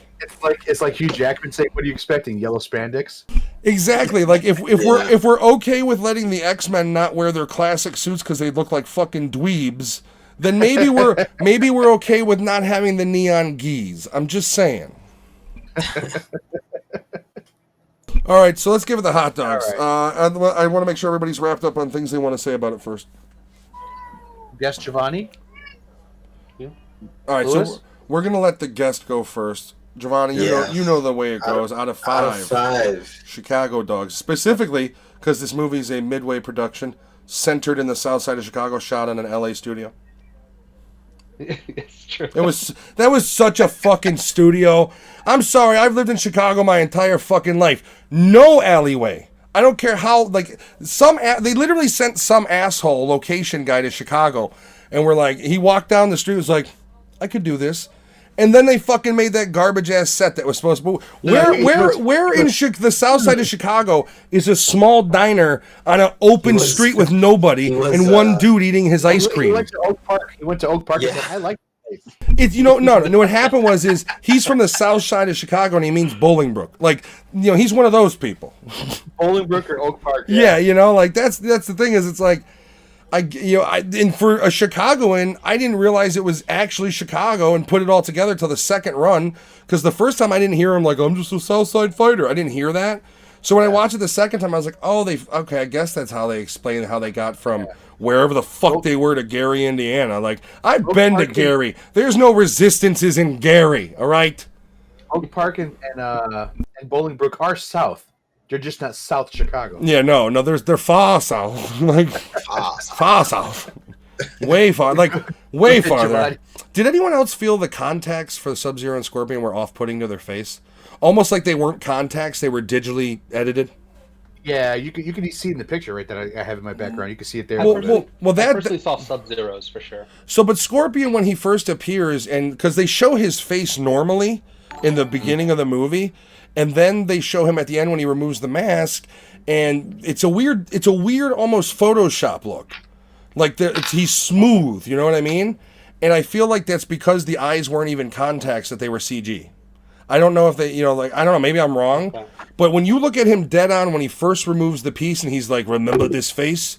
His face looks a little Photoshopped. I don't know, maybe it was just me though. I definitely see it in Sub-Zero. Sub-Zero's eyes were totally photoshopped. They had to. Yeah, they weren't just contacts. They were like CG'd on, which I wasn't a big like. It didn't look bad because once again, kudos to the fucking CG team in this movie. I mean, from the lighting to the ice effect. I mean, there's so much could have looked like shit. Starting from the very beginning of the movie when Sub-Zero Baihan starts to form the ice when he's talking to his family. Yeah. Like that could have looked like garbage, and I'm looking at it like. It actually looks like it's there. Like, did they use physical? And then as I look deeper, I was looking, there's one scene where you see him lower his hand. It's digital. But it literally took me to focus and be like, I don't know, man. And then you realize, okay, it's digital. But they did a good job. Which is not bad for the budget. Now that I know the budget, this movie just blows me away. Get that CG team to work on everything then. Get the next Kong movie and Godzilla and let them fucking do that one too. Because they did a bang up job, man. Like I put some shorts on Kong so Lewis doesn't have to worry about his dong. And this is also the first movie to use a heavy amount of digital blood and make it look good. It did look good. The digital blood in every other movie, like I'm went up in the air and then disappeared. I'm gonna do a throwback to Expendables. If you watch Expendables, the amount of fake ass looking terrible, the worst part of the movie is the digital blood. And if you want examples of how bad digital blood can be, go check out the Expendables and then watch like The blood and the gore in this movie looked practical because it had texture and depth and thickness to it. So it was, for me, I'm like, okay, I had to kind of pay, like, was that a physical? Like, you could tell when they had the physical blood, like, when in the beginning he stabs the one guy in the head and pulls it out, and it just gushes. Like, that was physical, but it's also, like, the blood they used, CG or not, like, when it sprays out of Reptile, that didn't look fake at all. Yeah. And those type things are the things that really were at risk for looking cheesy. Mm-hmm. Especially with the budget they had. I mean, whatever team they've got. But to be fair, it goes back to the martial art movies crews they got working on it. Go watch The Raid. Go watch The Night Comes For Us. There's a lot of digital blood in there, and it doesn't look bad at all. So, like I said, this Asian influence from other places than what you're traditionally getting, like this isn't the Jackie Chan Chinese era. This is the brutal Indonesian, and that goes for everything, because like there was that whole group of them. Starting from Nerdattude was really the first movie that introduced this sort of fight style. It introduced the single camera shots. If you've never seen Nerdattude, there's literally a scene where he starts at the bottom and goes up this winding walk path. It's like a hotel they're in. And the entire thing, they obviously edit it, but they film it as a one shot. Actually, no, it was a one shot. And he's just going up this thing, taking dudes out. And literally, as he gets higher, he's pitching guys off the side. They're falling in the shit below. Like, those influences need to come to the Hollywood action movies because they're fucking stale. They're bad. Like, even movies with budget, like, look at Chris Hemsworth's, what was that Netflix movie he had where they had some decent fight scenes that were heavily influenced from these? It was, he was the main guy, and I can't remember the name of it, but he was like a hitman or something trying to save a girl. Oh, yeah. But that movie, I know what you're talking about. That movie had some good hand-to-hand fight scenes because it's the influence is coming over, and I think if Netflix is going to be the champion of it, which kind of right now they are, considering The Night Comes For Us was a licensed movie Netflix bought, Kill Shot or Headshot, whatever it is another movie they took over. So like, if they want to be the champion of realistic, new school kung fu movies, by all means, pump them out as fast as you can, because I'm going to fucking watch them. Mm-hmm. All right, so, hot dogs. Giovanni, your turn. I know we haven't even started, but you're first. This movie, I was really scared going into it, not going to lie. But seeing the respect it paid to Mortal Kombat fans and the way it tried to bring in a new audience without diverting for Mortal Kombat fans, really made me fall in love with it. The violence is there, the fatalities are there, and while I don't connect with Cole like they wanted me to, the rest of it makes up. The CG, the fight scenes, the fatalities, the respect. So I'm going to give it 4.5 dogs. I mean, hey, my thought on Cole is, what you do with him, if you want to correct people not liking him, is if you're going to have him kill Goro, have him cut Goro's head off, and when Raiden brings him through with the lightning, he tosses it to Shang Tsung's feet. That right there is how you turn him from a goof to a badass. That simple. But they don't do it because they don't listen to me. No. All right, Alex, what would you give it? All right, so for me, Cole's story was something fresh. It didn't bother me that he was this new guy that nobody knew about. It was something that fucking brought you into this, like a whole story mode. It got you at the beginning and it brought you to the end. There was some shit that, like we were talking about, like where they came up with their powers and stuff that was brought, introduced. I did enjoy the movie. I didn't fucking hate it. I loved the fucking the fatalities. I loved that they were keeping true to some of the characters. As far as Goro dying, like you said, he shouldn't have died that quick. But at the end, it made sense when Shang Tsung said, "This is not the end." So, with that being said, that is kind of a cop out. But yeah, they added that line in there does solve every death in the movie, basically. Yeah, going up to the end, it's like, oh, what the fuck, and then all of a sudden you hear at the end, like, oh, okay, so it does give a little life. Yeah, I mean, there's that little bit of leeway where if any character comes back, they could be like, no, remember, Shang Tsung said this. So with that being said, it's gonna bring a new story, for the next one. Hopefully they fucking figure it out and do it right. I'm gonna give it 4 hot dogs. I did enjoy it, so I do recommend everybody fucking watch it. And everybody who fucking said, "Oh, I'm crying for the fucking 95," fucking shut up! It's a fucking different movie. Yeah, it's a They're different fucking movies. Mm-hmm.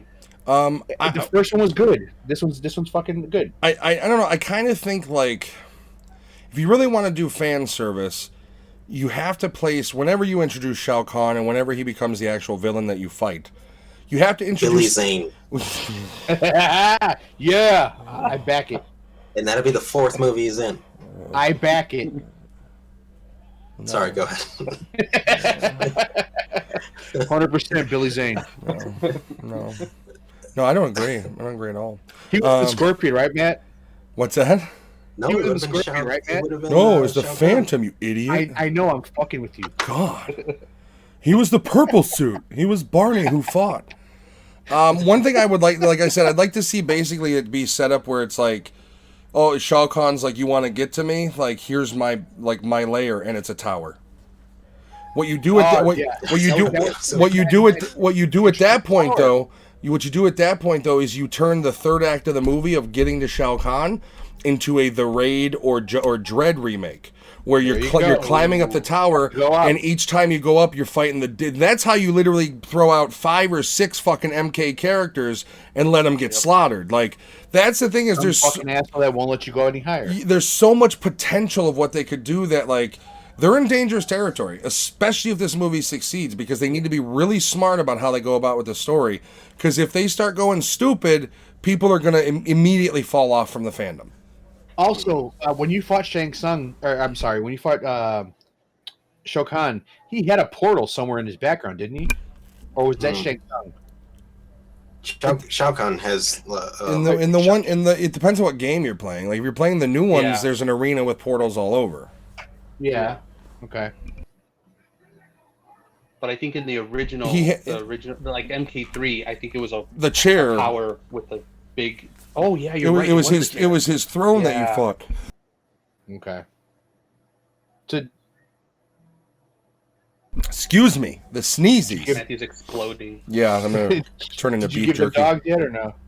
No, I'm gonna do. I'm gonna give it I'm gonna give it a 4.5 with some hesitation, only because I am concerned with the future of the story. Yeah. If you don't get the same crew, as far as writing team, and you don't get, there's a lot of. Thank you, Jen says, bless you. There's a lot of. There's a lot of shit that can go wrong. So I really love the first shot. It does have flaws, but frankly, anybody who criticizes it, it's like, what would you want? What did you want to see? Oh, you wanted to see? That's stupid. Sorry. Like I'm not. I want to see a 95-hour movie. Like people who tell me that the storyline wasn't good enough, like you can seriously go fuck off. Like, what were you expecting? It's a movie about people fighting each other. The source material is people just fighting each other. They could literally make the story a World Star video if you want to go to source material. So, enough with this nostalgia bullshit. I do feel like the director understood Mortal. Oh, yeah. That's a nice freeze frame of Giovanni. Giovanni froze. Freeze frame. He's just a happy guy. We'll keep moving on for a second. I don't know until he realizes he's frozen. Lewis, what's your hot dog count on this? I know we're missing yours. So I agree with Matt. There's no way this movie would have been a 5, and it doesn't need to be. It's a movie about a 2 or 3D modeling sort of. Well, no, I mean the original was they took photos of them and animated them. Yeah, it's like photogenic 2D. Yeah. Yeah. The story was not perfect. Lots of fan service, but they even went above and beyond. Like, I don't know if you guys noticed in the scenes where Baihan, is that his name? Sub-Zero's actual name? Yes. Yeah. If you catch like his hands, like the frost he's doing, fucking cracks and bleeds. Yep. Like that's a detail that did not even need to be in there, and the guys were like, no, we want it to be that fucking detail. I didn't realize that that's what they were going for. I thought he had blood on his hands from the battle before, like at the beginning when he like wiped them out, And then you realize that as he's developing that ice to scare them, it's fucking his hand up. Yeah. Yeah. And that's a detail that did not need to be in the movie, and the filmmakers are like, no, we want it to be that detail. Is that similar to like the ladies with pain is beauty or beauty is pain or some shit like that? What? You know how women say that the pain is beauty, so they wear high heels because it hurts them to walk in them, but it's still good to see them in them. I don't let my wife wear high heels. Well, my wife wears high heels, and I can always see her walking around. I'm like, what the fuck is she doing? High heels is nothing but another weapon for me. I won't let my wife wear high heels, and if my son gets taller than me, I'm never going to talk to him again. It's a good plan. I think it's a good plan. No, yeah. So this movie had attention to detail that was just, it had no business to have it, and it did, which was fucking awesome. The acting was amazing. Everyone who they got to be their part was spot on. That's why it's and we're gonna, as soon as Jobo's back, how we're gonna finish this off is we're gonna cast the rest of the characters. Yeah, so I would go a solid 4 out of 5. And I will definitely be buying this on Blu-ray when it comes out. I want to support these guys as much as possible. I mean, hell, if any of these guys' products, like any of the martial arts films that come out that I love, it's like, the problem is a lot of them, you can get them, but you're hunting them down at that point. Mm-hmm. Also, we're putting out the review for The Night Comes for Us. Same time as this one. Yeah, and that's on Netflix. So if you're watching this, go watch it. Yep. Go watch, especially if you like Sub-Zero. It's an awesome movie. How's your audio, Jobo? No, you're muted. I didn't hear a thing. Yep. Yeah. A little bit. Change your. You're a little low. See which mic you're using. Yeah, make sure you're not on your fucking phone. Make sure you're on your Bluetooth. We want you on this one because we're going to cast the rest of the characters, or as many as we can think of. Or at least the ones we'd want to see in the sequel, maybe? I don't know. You're low, but I could hear you. Let me try to bring your audio up a little. Yeah. You're at 200% now. Don't kill people on the... No, there you go. There you go. Now you're audible. All right, so... You turned it back on. Let's start with the first one, which is the most obvious, Johnny Cage. What do you guys say? Yes. Yes. Like who? For me, it's between Chris Evans and Wolf. Jesus. The Miz would be. I don't like the Miz, but he fits the He fits the fucking character. His whole persona does. If he can play the character and not be the Miz, okay, I can agree. Bro, he was in the Marine 3. Show some respect. He was in Marine 3, 4, 5, 7, 8, 9, 9, 10. Yeah, I watched the first one. That was it. I know you made it as a joke, but John Cena, although he's too huge, has the funny acting chops. Yes. Of a Johnny Cage. Yes, and he's actually become better with his acting fucking versus his wrestling. I made it as the joke because did you see the movie poster? How huge Johnny Cage's arms were in the movie poster? Yeah. When they show at the end, he's got giant fucking arms in that movie poster at the end of the movie.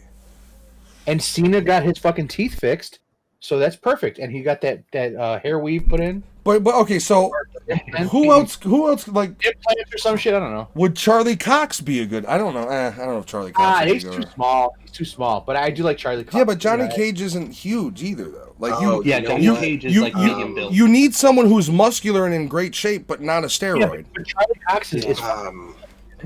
What's that? Isn't Charlie Cox short? Like he's like Johnny Cage doesn't need to be tall. His main fucking move is the split ball punch. Oh, Jen points out a good one, Skarsgård. But he's really, the only thing is he's really tall though. That is the only issue. I would argue if you've seen the movie The Guest, Dan Stevens. He would be good. Yeah. Well, he fits the physical profile. I haven't seen enough of his acting except for that movie. See, that's the thing with Johnny Cage. You have to have the attitude too. You have to be able to pull that off. Johnny Cage is Guy Fieri. just get the fucking original Johnny Cage to come back. All right, so Johnny Cage. We're hung up on him. Let's move on. Let's go. Who's a character you guys want to see in the next film, and who would you cast as them? Sidel is the one that spins around in circles and fucking screams, right? The woman, yeah.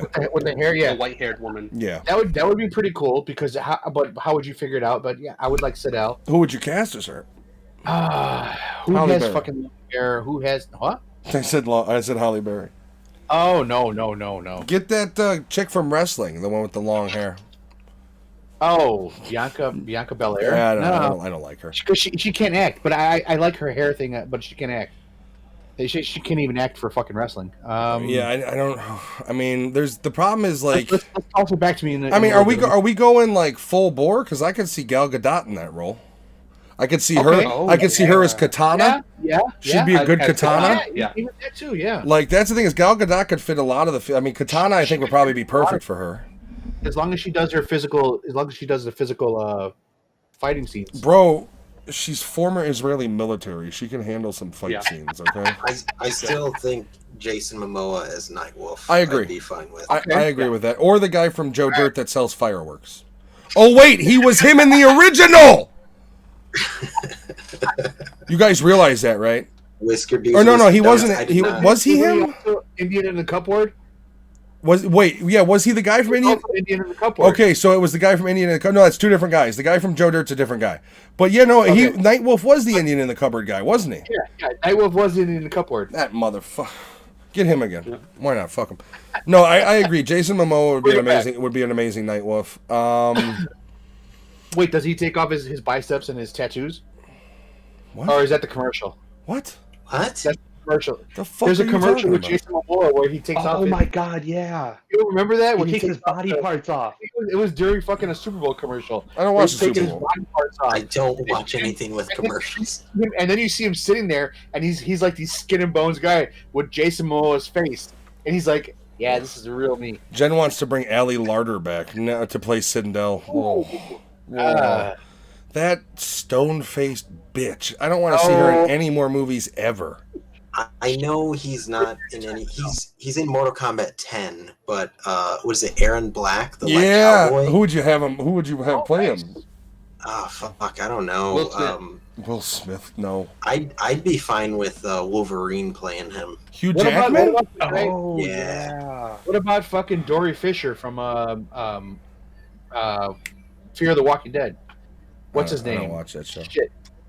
Oh Dory god, no. Fisher. Yeah, he plays Dory. Finding Dory. Dude, Yeah. Aaron Black would be cool. Aaron what they Black call would him. be a cool character, but he was a bad guy, right? Oh god, no. I what's think his name? so. Considering he uses guns, he can go up against Sonya, or he can go up against Jax. Quan Chi could be Batista. Oh, he's too big. No. He's too big for fucking. Yeah, Quan Chi's a smaller guy. Yeah, he's too Okay, big. how do we use that nerd who got swole for the Eternals or whatever it is? The Marvel Eternals. The Indian guy. Who could he be? He could be Quan Chi. No, I would think. Oh my god, what's Quan Chi's master? The one in red. Yeah. He can be him. Okay. I keep forgetting his name. Is it Kenshi? It might be Kenshi. One of them. I don't I know. can see it was They're. him. I mean, Raiden. I don't know if I really liked Raiden's actor. Maybe they just Raiden didn't was show kind of enough an of him. asshole in this Oh, one. he's a dick the whole movie. Like Yeah, he's. he literally sets up Cole to go get murdered by fucking Goro, and then he's like, "I'm glad you came back." Like he has that look. Like he should have just gave him the Jackie Chan thumbs up and then ported him back in. Thank you For somebody who was supposed to protect Earthrealm and give a shit, he He's was like, terrible. "Nah." I cannot save all of them. It's like, oh, sorry, God, we're only asking you to save us. What Now about the original. Kintaro with his like tiger stripes? Should that be Tiger King? I'm gonna say Baraka, played by Michael Chiklis. Oh shit. I mean, who can you have Jason Statham be? Make Jason Statham be the Aaron Black. He's really tiny though. Is Statham a small guy? Yeah, he's short, but you're talking about Mortal Kombat. Like, there's only two sizes. There's normal and giant. Gentlemen, Statham would be a good striker. Yeah, Be a really good striker. Oh, Striker. because he's got the legitimate martial arts too. yeah, that would be Striker. Yeah, gentlemen, He's in 3. I do have to bounce out real quick. Just keep going. I'm sorry. I apologize. I got something that's going on right now. All right, we're gonna Just keep continue. going. Yeah, just keep going. trying to think of characters I like. The thing about it is you don't even need big names for like characters like Cyrax. You can do a character like Smoke as less of a human and more of a smoke that moves and then takes human form to fight. So theoretically, you can do Smoke mostly CG, faceless type thing. You can in fact make his face like have an actor, but have his face kind of be billowing the whole time in his own hood, because he's things like. And the other ones are easy. There's a lot of characters you can do as CG characters, like Cyrax. Because the problem is if you don't Shiva, yeah. Shiva. Yeah, we'll have Greta Thunberg play Shiva. How dare you? How dare you? What was that movie on Netflix with the people who couldn't die? They were horror movie? No, it's a live action. It was a comic book. I talked to you about this. They were like a secret service. The Order, the Black Order. Yeah. With Charlize Theron. Yeah, she would be a good Sindel, I think. Agreed. I like Charlize Theron. She can. I'll agree with you on that one, because she's got the chopstick of that sinister look. Yep. I'm still with sticking. That movie, she's a good fighter. She proved she can do combat. She was pretty badass in Mad Max too.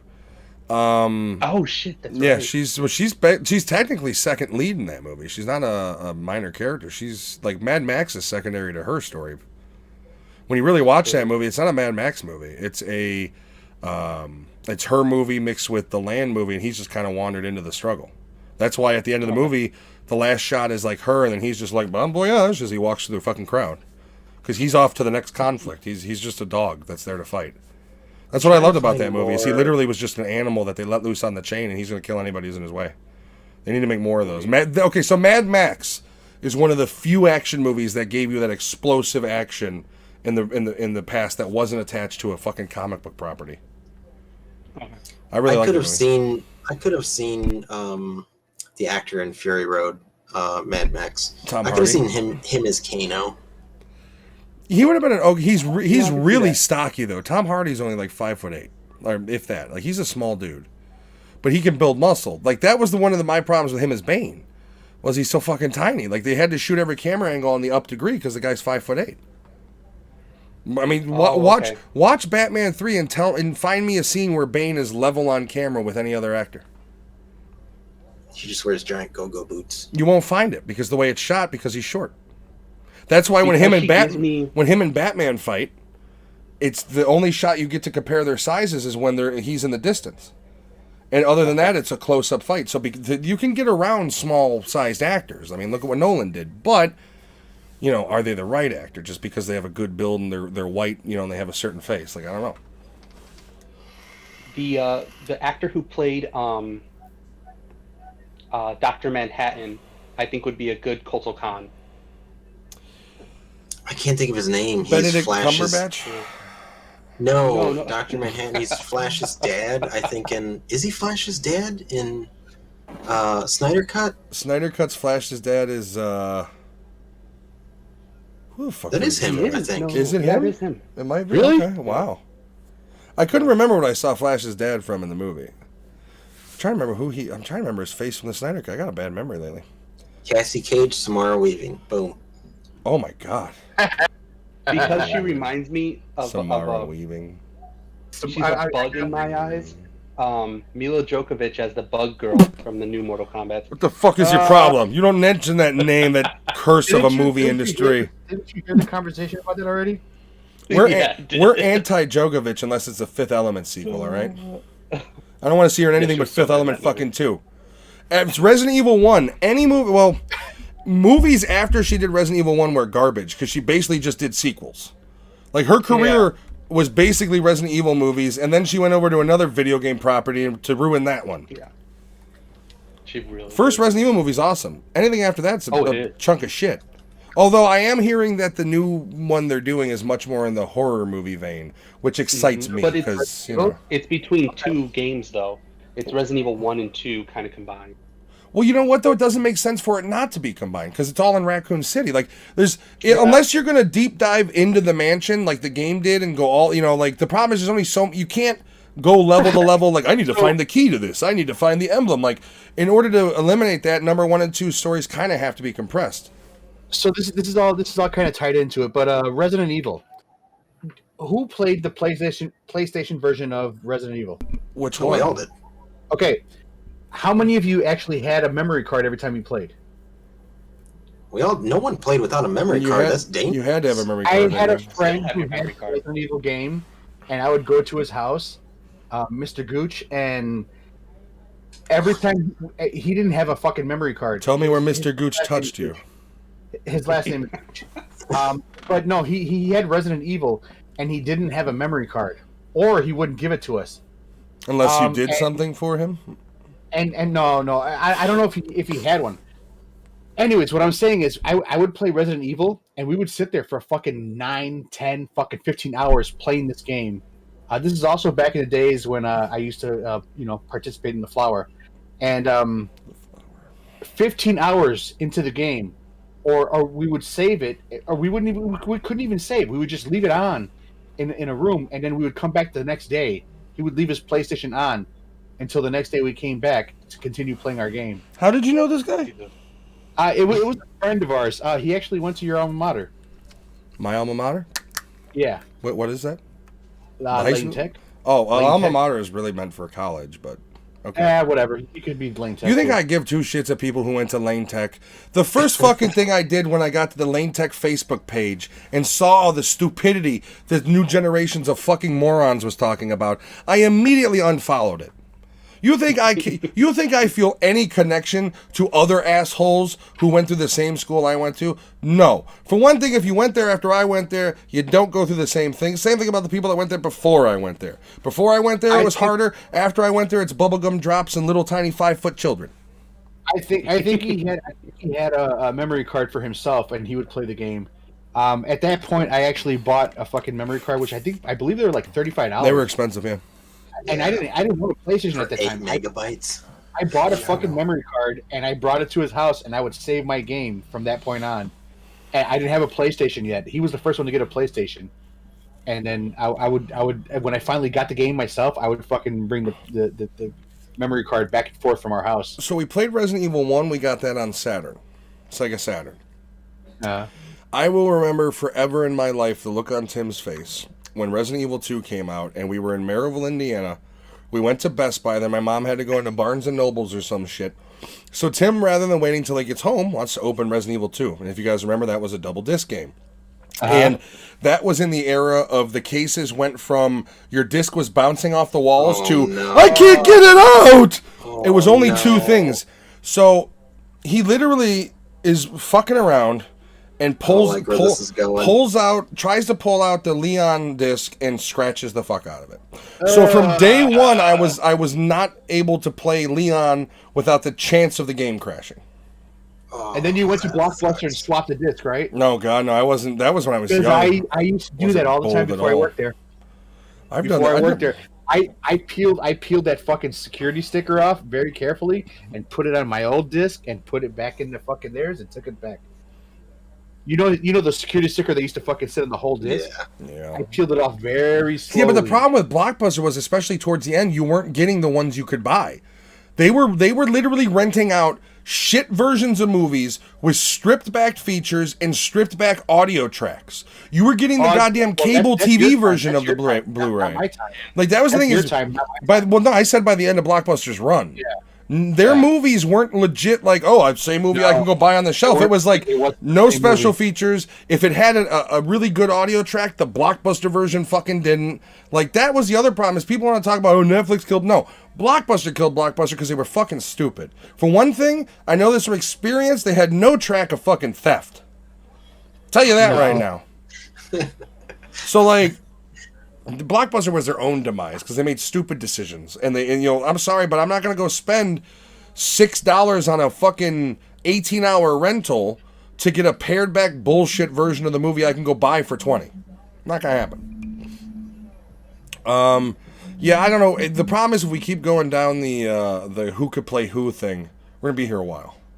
Yeah. So I'm going to ask you guys, you guys want to wrap it up now? Or is there anything else you want to talk about the Mortal Kombat? I want to say, hey, Giovanni, thank you for being our Yes, first welcome guest. for being a guest host. Yeah, thanks. Hopefully you'll pop in a lot more often, man, because it was fun having you on. Nice to hear another person talk. Do you still like horror movies, Yeah, Giovanni? I don't remember. Yeah. Oh yeah. I have Anthony's Shutter account. I watch mine there. Yeah, Cool. I don't know. Some of the stuff that Shudder's been pumping out, though. Like, you guys see the you see the trailer for that what is it, the pants movie? What is it called? Slacks. Slacks. I watched it. How is it? I gotta look it It's- up now. It's stupid, but I loved it. Okay, I still gotta watch Willy's Wonderland. Been waiting for my wife, but she's. Hey, by the way, I watched that with my 9-year-old, and she fucking loved it. I had to fast forward 5 minutes of the entire movie, and that was mostly the sex scenes, only because I do find that funny that it's much like my dad, where like when I was a kid, like he rented Species. Oh, Have you ever seen Species? Most of that movie, I had to watch the blankets over my eyes. The whole thing was like, cover your eyes. But like literally, there would be scenes of like people getting ripped apart, and he's just like, no, that's fine. But the chance I get to see some titties was the problem. It was like, yeah. what the fuck? Like you. Well, Here's here's species we were watching, and my mom, like, I was like, Mom, there's sex in this. A lot. And she's like, well, you gotta learn sometime. In the kitchen mopping, and I'm like, all right. I guess I'm not against that approach. I mean, my 9-year-old, we were talking, we were looking at this thing, and something about before the movie even happened, we made a comment about my wife was pregnant, with her and my other daughter, and then we made a joke saying that she was pregnant again. She goes, "Wait a minute, that means you had sex 3 times?" And that was her main thing. just 3. And I was like, yeah, it was just 3 times. What if she Like- just like looked at you and was like, "You did this to her"? Just totally blamed you. So that's why if my 9-year-old is still doesn't want to see people kissing, I'm like, all right, fine, I'll fast forward. Yeah, but did you fast forward it preemptively, or was she like, "Ew, fast forward it"? No, I actually went through the entire movie before I showed her, and I found all the spots and I fucking time And marked. so you fast forwarded it for her. What if she wanted to see some titties? I'm just saying. No, I told her. I said, do you You want me don't to see keep playing? titties in that movie. No. You just see Yeah, dry you humping. don't. No, Yeah, you literally just it's just dry humming. No. Here's what happens. The first part is the boyfriend. He like gets behind her and he unzips her shirt and she goes, "He's a pervert." And I was like, okay, we're gonna. So let her fast forward watch all- the rest so she can understand how shitty humanity is and know not to No. fall in those situations. Use it as an education. She's Say, 9. sit her She's down and say, 9. "Sweetie, if you're a whore, you die in a fucking theme park from deadly animatronics." That's what life. Lewis said. That is what Lewis said about show her all the movies and show her that I'm sex. telling you, Go- if you're worried about sex, let your kids watch all of the Friday the 13th Yes, movies. yes. Let them know that if they have sex, they will die. Get an arrow to the throat. Yeah. Exactly. Oh yeah. Show her the Friday the 13th remake, where it's like basically that one scene towards the end where it's like a half a Cinemax porn movie, and he just destroys them. Like the idea needs to be unprotected, unsafe sex equals dead by killer. Like, get it through her head now. She won't touch a boy till she's 23. Yeah, you gotta do those Christian side hugs. The Christian side hugs, yeah, or the Keanu Reeves where he just never touches anybody. Like he just Yeah, walks he around with a goes- permanent barrier. Oh, Like, he ghost hugs them. Here's the body. He ghost hugs them. like he's literally looking in the lens, like, no, me You too. know what? He's a smart guy, man. He's a smart guy. He's like, Fuck "I'm yeah, not he is. fucking-" You don't touch anybody. I don't care who you. If a woman is directly, if a woman, man, whatever you're interested, says, go ahead, now you can touch me. Nope. I got this app on my phone. It's instant contracts. If I was single, I wouldn't even look at people. I'd just walk picture around like these. Nah, I'm good. Jen going to give Matt a kiss, and he's like, "Nope," and just walks out of the other room. She's coming up to me, and I'm He's like, kind of side eyeing her, like, don't say anything. Then she gets closer. I kind of fake like I'm gonna kiss the forearm smash. That's how you do it in this house. We're hockey rules. Just ain't that type of show. Yeah, right. No. Well, she's been wearing more makeup lately, so it's like there is times where she gives me a kiss, and it's like, She's ready to leave you. totally. That's long. That's way long ago. She's over here like, all right, bariatric surgery check, financially sound check. I'm leaving this motherfucker. I'm leaving. I'm gonna wake up one morning to a note and everything gone. And she says, "Shut the fuck up, Alex." Dear man. Yeah. I won't even get the dear man. I'll be, hey, asshole. Well, that must be me. Yada, yada, yada, yada. She took the dog! Yada, yada, yada. Well, I wonder why Yosh wasn't licking my head this morning. And the barbells. That'll really fuck you up. The dog would really piss me off, to be honest. Like the dog and the barbells, the two of them combined. I mean, the problem is there's only so much you can do to me before I break. Like, there's a point where if you take everything away from me, you've taken everything. Now I do damage. Like, that's the simple rule of it. Is like, there's only so much you could push a man until he pushes back. And the problem is when I push back, it's with utmost force. So if she took the dog, she took my dumbbells, my PC, things like that. No, you keep your PC, but she took the dog and the dumbbells. Might be a fire at her place of work. Electrical fires happen all the time. We don't condone that, though. No, don't go start fires. Don't fight people unless you want to. If you start fires, I mean, we knew a kid that would start fires, and look how his life ended up. I'm not gonna. Yeah. You know, that's the problem. Is I don't know, like. I do question a lot why humanity in general is so fucked up. Like, even people that are seemingly normal are really fucked up, and I don't get it. Like, people people come out of situations like being raised in completely loving, supportive homes, and then they're just the biggest pieces of shit, and I don't get it. So like Ted Bundy. Well, yeah, I mean, I mean. Didn't he meet the president once? What? Didn't he shake hands with the president? I think so. Yep. He was on like a candidate team. Candidacy race team. Well, I mean, then you got Gacy. Ted Bundy shook hands with a president, and I think Gacy actually shook hands with a vice president. Well, see, I want to do Forrest Gump 2, but I want to turn him into a murderer and make it a horror movie. Okay, I'm just like a box of chocolates. I'm just saying, like, Forrest likes to run, right? You can do a lot of shit with footsteps coming up behind you in that movie. Have you read the sequels to Forrest Gump where he goes to space? No. What? What is it, a book? You had mentioned it before, like a couple times. No. That doesn't sound good. Forrest goes to space. He Runs all the way there. Ernest movie? He runs all the way there. I don't want my eyes to pop out of my head as he's putting his helmet on. Like Ernest P. World movie, right? What? It's like Ernest P. World movie. Yeah. Ernest goes to space. What was that? What was that movie with Harlan Williams where he goes into space and he ends up like waking up from the sleep and he eats all their food and he paints like the big Mona Lisa of him and the monkey they had with them. Oh, that's Rocket Man. Rocket Man, yeah. That movie's so ridiculous. It's got William Adler in it on top of it, like playing the straight space guy. That movie's pretty good. Spacesuits. Yeah. Yeah, there's literally a whole joke about a fart in a spacesuit. That shows you the level of humor. It does. You guys didn't know there was a Forrest Gump book? No, I didn't. I can't remember the whole book, but I found some highlights. So he goes broke in the movie. He becomes a player for the New Orleans Saints. He helps create the new Coke formula. He creates a power plant fueled by pig poo. Whoa. The new Coke formula just doesn't make sense on the grounds of he was a Dr. Pepper fan. I must have had 8 or 9 Dr. Peppers. He fights in Operation Desert Storm with an orangutan named Sue. Dude, what the fuck did they just start taking acid when they started writing the other books? He would have been in the back of O.J. Simpson's Bronco. Really? And he goes to space. The O.J. Simpson Bronco thing would be funny as shit. I'm not gonna lie. Can you imagine him like O.J. Simpson is like panically dry, there's blood everywhere, and then his head just like. I don't know how you turn that into funny, but to the Bronco. You gotta stop. O.J. Simpson driving away, and I just kept running. You nearly beheaded her. Yeah, I don't know how you turn that one into funny though. All right, guys.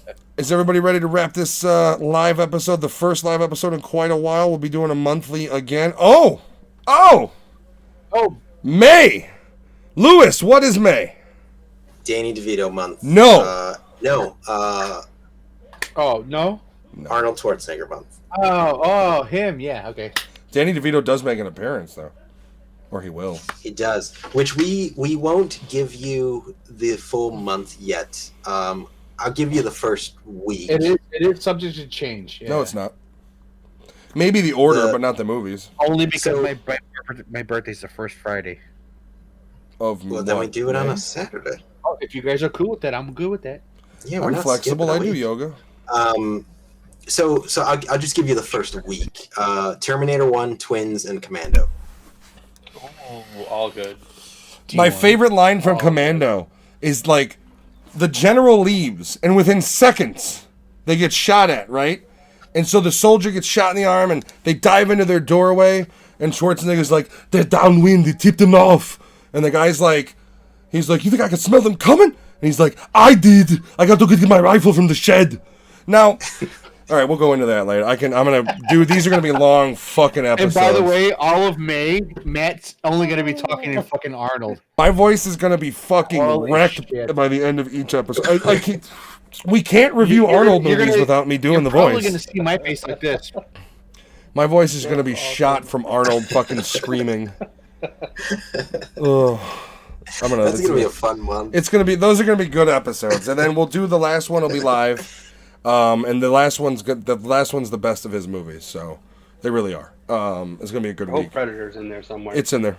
No, we fucking forgot. I mean, here's the thing: all right, so I don't want to tell you what weeks, but we've got all the good ones. We left out a couple because we had to. So movies that won't really be reviewed is The Sixth Day. As well as 2021 movie or the 2020 movie? What? Him with Jackie Chan. You guys should do an honorable mentions. I'm making a.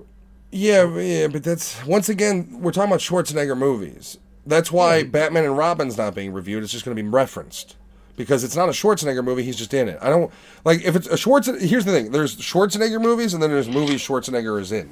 He's in Around the World in 80 Days, which I love, but we're not going to review that movie. No. Oh, that was Jackie Chan too. That was a good movie. I'd like that. If you haven't seen Around the World in 80 Days with Steve Coogan and Jackie Chan, it's fucking awesome. Mm-hmm. For a rated PG, like kids movie, it's a good movie. Yeah, we've got all the good ones. I mean, we're talking Eraser, Predator, Total Recall, Running Man. We're not doing Jingle All the Way because we did that for Christmas. So we unfortunately we've already covered that one, but every one of all of the good ones, and we're doing. We're going to do them. We were kind of doing them like by when they came out bi-weekly, but what we're trying to do is he's done a lot of sci-fi. So as much as you try to balance out his movies, you inevitably get, hit with a couple sci-fi and then Kindergarten Cop. You know what I mean? Like, just how it fucking works out. But May's going to be big. We're doing that. We'll be doing a live episode at the end of May. The second week of May, actually that weekend that we're recording is my birthday weekend, I believe. Happy birthday! Yeah, mine's first, yours is the second. Yeah, so Giovanni's wife's birthday is April 30th, so happy birthday. Happy birthday to her, coming up soon. We do have to figure out, wait, is next Friday officially in May? No.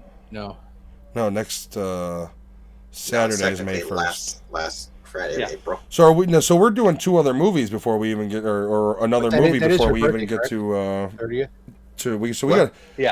We do have to figure out next week's movie. Yeah, we'll figure that out. And your brother, his birthday's the 30th as well. Yep. Isaac. Yeah. I actually I have a suggestion we'll talk about reviewing. All right, cool. Yeah. All right, guys, we're gonna wrap it up. Don't hang up after this. No, we can do it over text. It's all right. Jen says because I gotta take a piss. Yeah. So we're gonna end it. Thank you, Giovanni, for joining us. Understand you are welcome to join in. Let us know. We record on Fridays. You ever want to jump in? Hit us up. We'd love to have you. So everybody, give Giovanni a. Thanks for having me. Out of all of our group of crew, one of the few people to have the balls to show himself on camera to actually do something. The one fan with the restraining order has the balls. I was about to say, well, you lift the restraining order. You missed the opportunity. Hey, first time caller, long time listener, you missed it. Hey, I'm a big fan. Can you stop shouting into the phone? What? Yeah, those always work great. But no, I mean, frankly, we've tried to get a lot of people on the air, and even some of the ones that were going to be on it that backed out were only going to be on audio. So, thank you for joining. Thank you for doing video. I hope you enjoyed it, and you're welcome anytime. Yeah. Also, Yeah, first time. I'd love to jump in.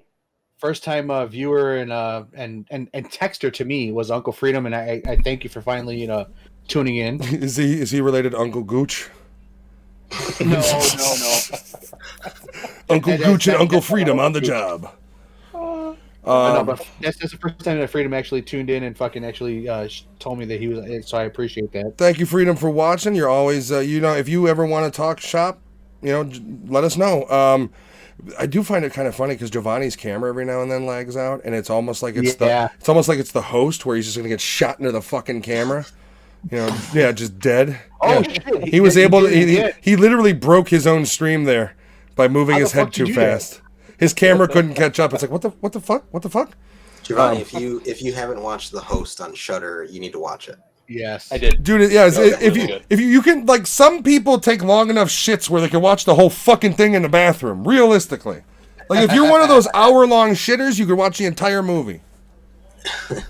Well, it's funny you say that because I was taking a shit when you text me, and I'm like, I gotta go. And you were talking to yourself when you said, I gotta go. I run out of the bathroom, and I'm like screaming at my wife. I'm like, I'm gonna be on TV. Like, what? It's like he doesn't even have his pants up. He's literally got the roll is still in. It's just dragging it behind him like a tail. When we finish, he's gonna go wipe. Yeah, it's been a while, guys. I gotta go take a shower. Oh, why were you sweating? No. Nope. Not sweat. I've got gravel ass. Yeah, I've got the crusties forming like on the back of a dog. I gotta go use the bidet. Alex and I talked about bidet use on our show the other day with the lady with the fucking 36-inch long fingernails. Bitches gotta have a bidet. Check out the new show. It's funny. Yeah, check that out. That's on YouTube. This episode, along with, I actually got wrapped up in other shit. Forgot to do last week's episode. So my goal is to have last week's plus this week's plus Mortal Kombat's live. I'm going to cut it a little bit and add a proper intro because this one was just one that we used earlier because we were, when you do a live episode, it doesn't have, whatever. Yeah. But I'm going to cut it and get this one proper.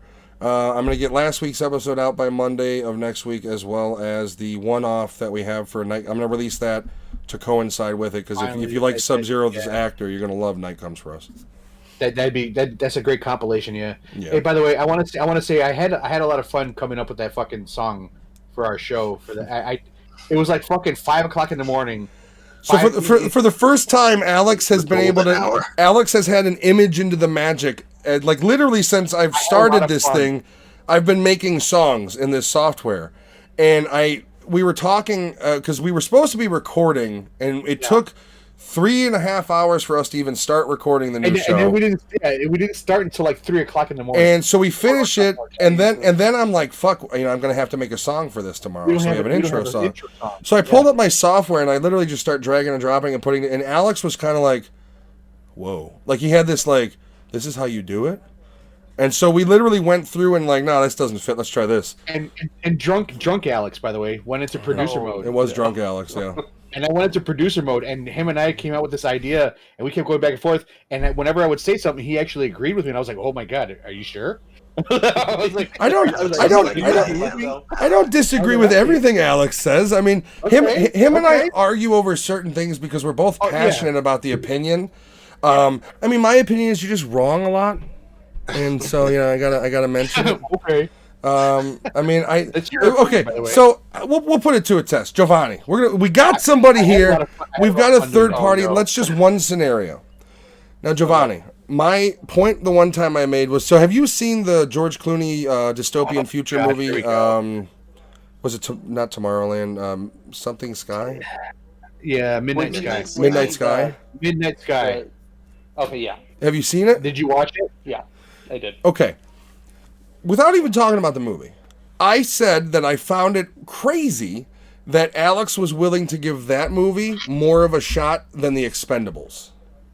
Am I wrong? See, this is hard because I like The Expendables. I did like The Expendables. But just on the grounds of like Midnight Sky, just the movies, whether would you The like Expendable? What's that? Like, so versus the Expendable. Yeah, so the argument was that, like, we were, because I recommended it, and Alex was like, I don't want to be forced to watch those old assholes, was kind of like his take.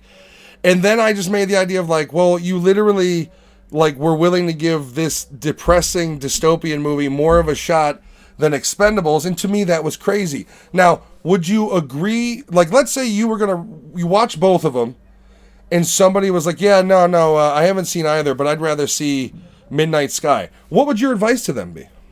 No, but like watch the Expendables. Yeah. Okay. Midnight Sky was depressing. It really was, dude. It made me feel like I already have anxiety, bad. and the whole movie, my stomach was in a ball because it was just so depressing. It hurt to watch that fucking movie. Yeah. What is that mean? Alex in the back. What does that mean? May I have a chance to speak, please, sir? No. In my defense, now I have not seen Expendables at the time, or I have not seen Midnight Sky. Mm-hmm. Now they asked me, say, hey, what movie would you like to see? And I said, well, I see there's a new George Clooney movie on there called Midnight Sky. Maybe we could watch that. And we did. And then they said, okay, fine. So we watched it. And now It was terrible. I'm labeled as, why didn't you watch Expendables? No. And you Nope. watched Midnight Sky? Nope, that's not what I said. What? No, what? Okay, say it again. Okay. Once again, how you just described it. Say it again. Yes. Well, the same way I've described it each time. So I found it crazy that you gave that movie more. You were more open-minded to watch that movie than you were to watch The Expendables. To me, that's insane because that movie was a depressing pile of shit. Only because, like I said, my taste in movies has changed over the years, and I wanted to see something that just popped up, and I saw something new that popped up in Netflix, and I said, "Hey, let's watch it." What do you guys think? I did like Midnight Sky. Oh, how? I did like it, but It was a depressing really, movie. It was depressing. Yeah. Not only was it I think depressing, but it The was Road is very depressing, it and was- I would never watch The Road again. it was slow. And Midnight Sky is depressing, and I would never watch Midnight Sky again. But- It I wasn't just depressing; it was slow. Like it was literally like watching a torture scene where like every minute of the film was real time. You know what I mean? Yeah. Like where they're just like digging nails into his fingers, and it's like, oh, only been 4 minutes of film. And then, It had that. it was kind of. It had that. I'm sorry. It had that speed that Now this is again coming from an individual who I didn't start watching movies again like that until I started watching your guys' podcast. Okay. Like it thank really you. brought me back. It brought all the memories back. We're sorry. I'm like the beatings. It brought the beatings. One back. of 10 people. It's our fault that he had to watch Midnight Sky, is what he's saying. Now he's on the bandwagon of that. But goddamn movie. I like it's an old movie about a robot and a guy in space. I Am Legend. Robot Jocks? No. I Am The robot. It's an AI, and the AI eventually kills him. The AI is a square. It's a black square with a red dot. Are you talking about It's not Moon, is it? No. Compliant. what is the ending? A bunch of clones? I think so. That's Moon. But it's him and the robot or this AI on a ship, and he keeps calling him David. No, He's like, Moon. "David." Yeah. Oh, yeah. That's 2001: A Is it- Space I- Odyssey, isn't it? Yeah. It's another slow movie. And Yeah, I but like that's a that. classic, though. But okay, so that was a I used good to movie, have though. fucking a blanket of that shit when I was a kid, The man. the problem I I love that movie. the problem I have with Midnight Sky is it's predictable. From the very I see beginning, that. I was like, that little girl's not real. It's a figment of his fucking imagination. yeah. Like, it's predictable. I agree. So then the problem with that is the same problem I have with watching the movie Lovely Bones now. Because the Lovely Bones from if you've never seen it, Depressing. it's the same problem, because if you've never seen it, they tell you. Just because the little girl says, just because I'm talking right now doesn't mean I'm alive. They tell you from the beginning she doesn't make it out of this movie. So after you've watched it once, because as you're watching it the first time, you always have that, like, maybe it's a movie, maybe they're gonna fuck with us, maybe they're gonna find her. But once you've destroyed that idea of, like, maybe she survives, it's all depression. You're going through an hour and 2 hours and 20 minutes of movie of just like, he's gonna kill her. Oh God, he's moving the safe back to the hole. Like, that's the thing, is it's like, and the same thing with Midnight Sky is the dude never got a bone. Like realistically, he would have been better off starving to death in the thing than going out into the tundra with this imaginary girl. So it's like you put this guy through the paces for nothing. Like the whole movie doesn't do anything. Like that's the problem, is like it's depressing for the sake of depressing. And once again, I am tired of being force-fed climate change is the reason why sci-fi movies exist. Enough. That was a big problem. Like, make a movie that's original so it's not, we've killed the planet.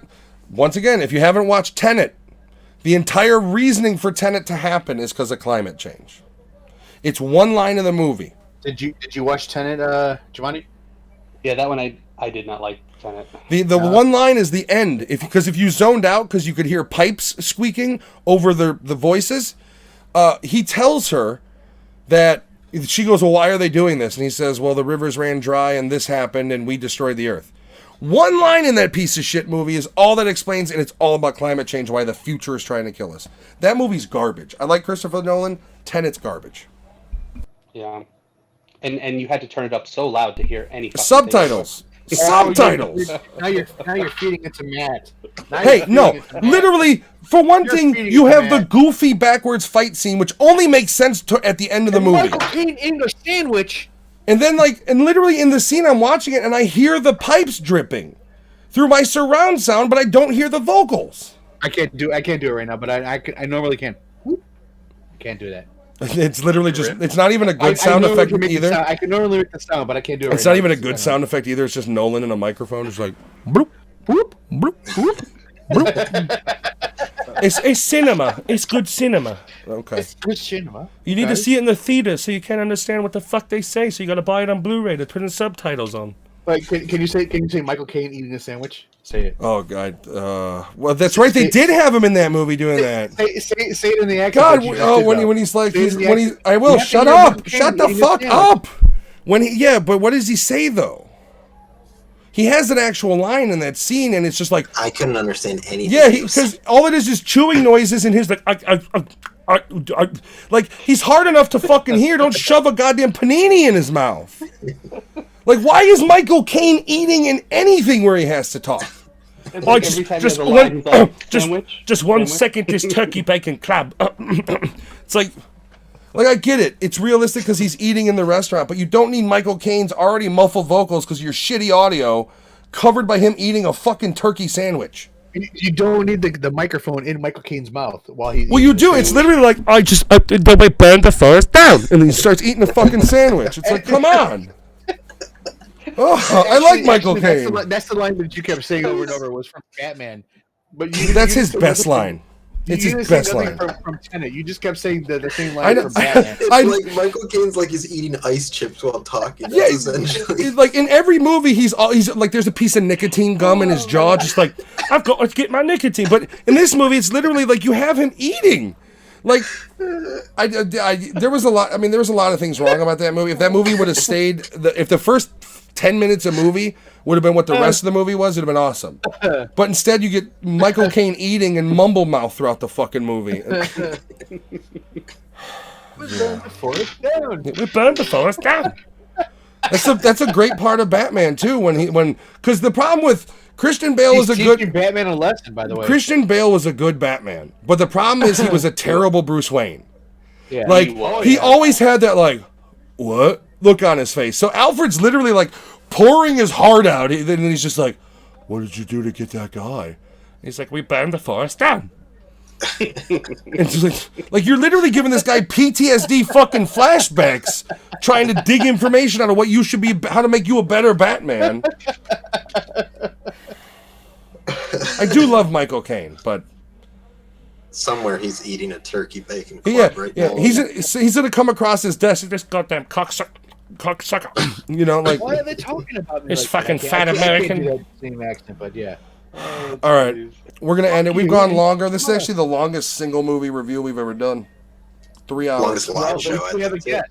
We do have a guest. It was fun, yeah. Thanks for having me on, guys. As you know, if you want to do any of the recorded episodes, those are generally Friday.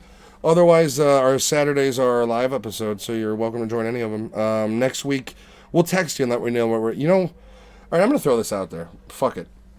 One off. Dark Street City. Fighter. I said Dark City. Dark City. And Street Fighter. Oh, dude. What about Street Fighter? I mean, we could do. Oh wait, what was the other movie? Oh no! Oh, fuck! What did I say we were going to review? Willy's Wonderland. Oh yeah. Okay. Oh, you did. Yes. We all just watched. I'm going to watch it this weekend. So like, I mean, if you wanted to do that and then throw in Street Fighter as like we'll talk about it. We could do that. Whoa. Movie's goddamn awful. It's It's good. awful. Best ways though. In the It's best way. awful. We can record them at the same time and the same day, and It's just make two. It's just two fucking one-offs. awful.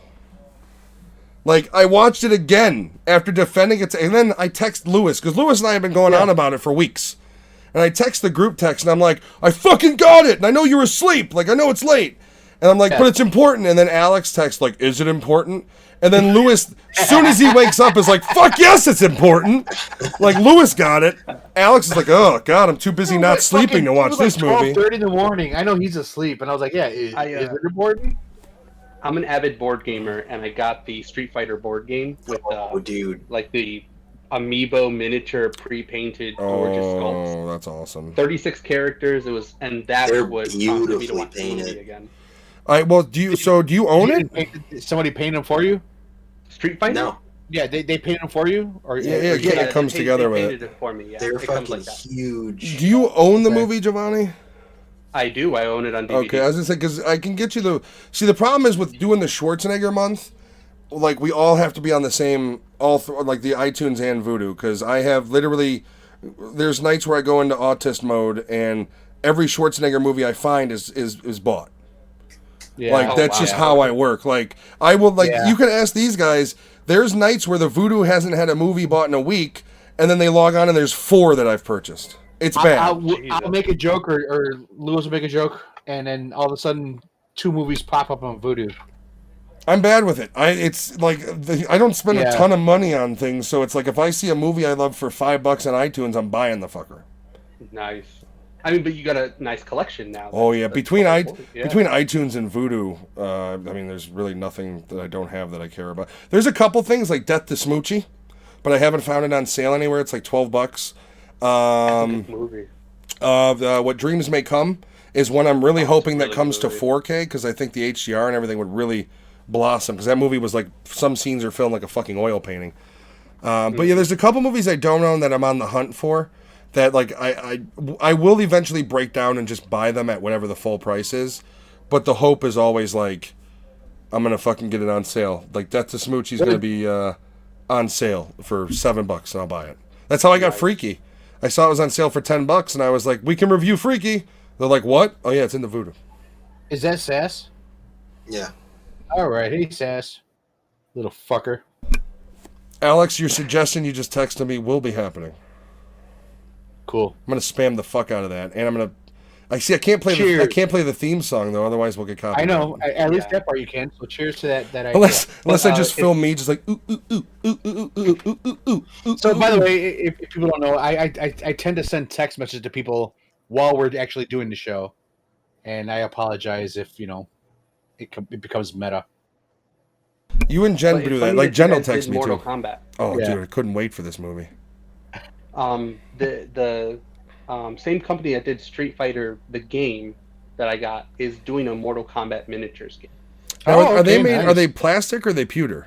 Like, are they actual old D&D or like old school D&D style? No, they're so it's molded colors rather than painted. Oh, So okay. they're put together like. So it's a bunch of crayons mixed together, and they melt it. Well, no. and then they- The closest comparison would be, remember Six Just fucking Flags with with the them. bottles of sand? Yeah. And how they layer the color? That's neat. I like that. Okay.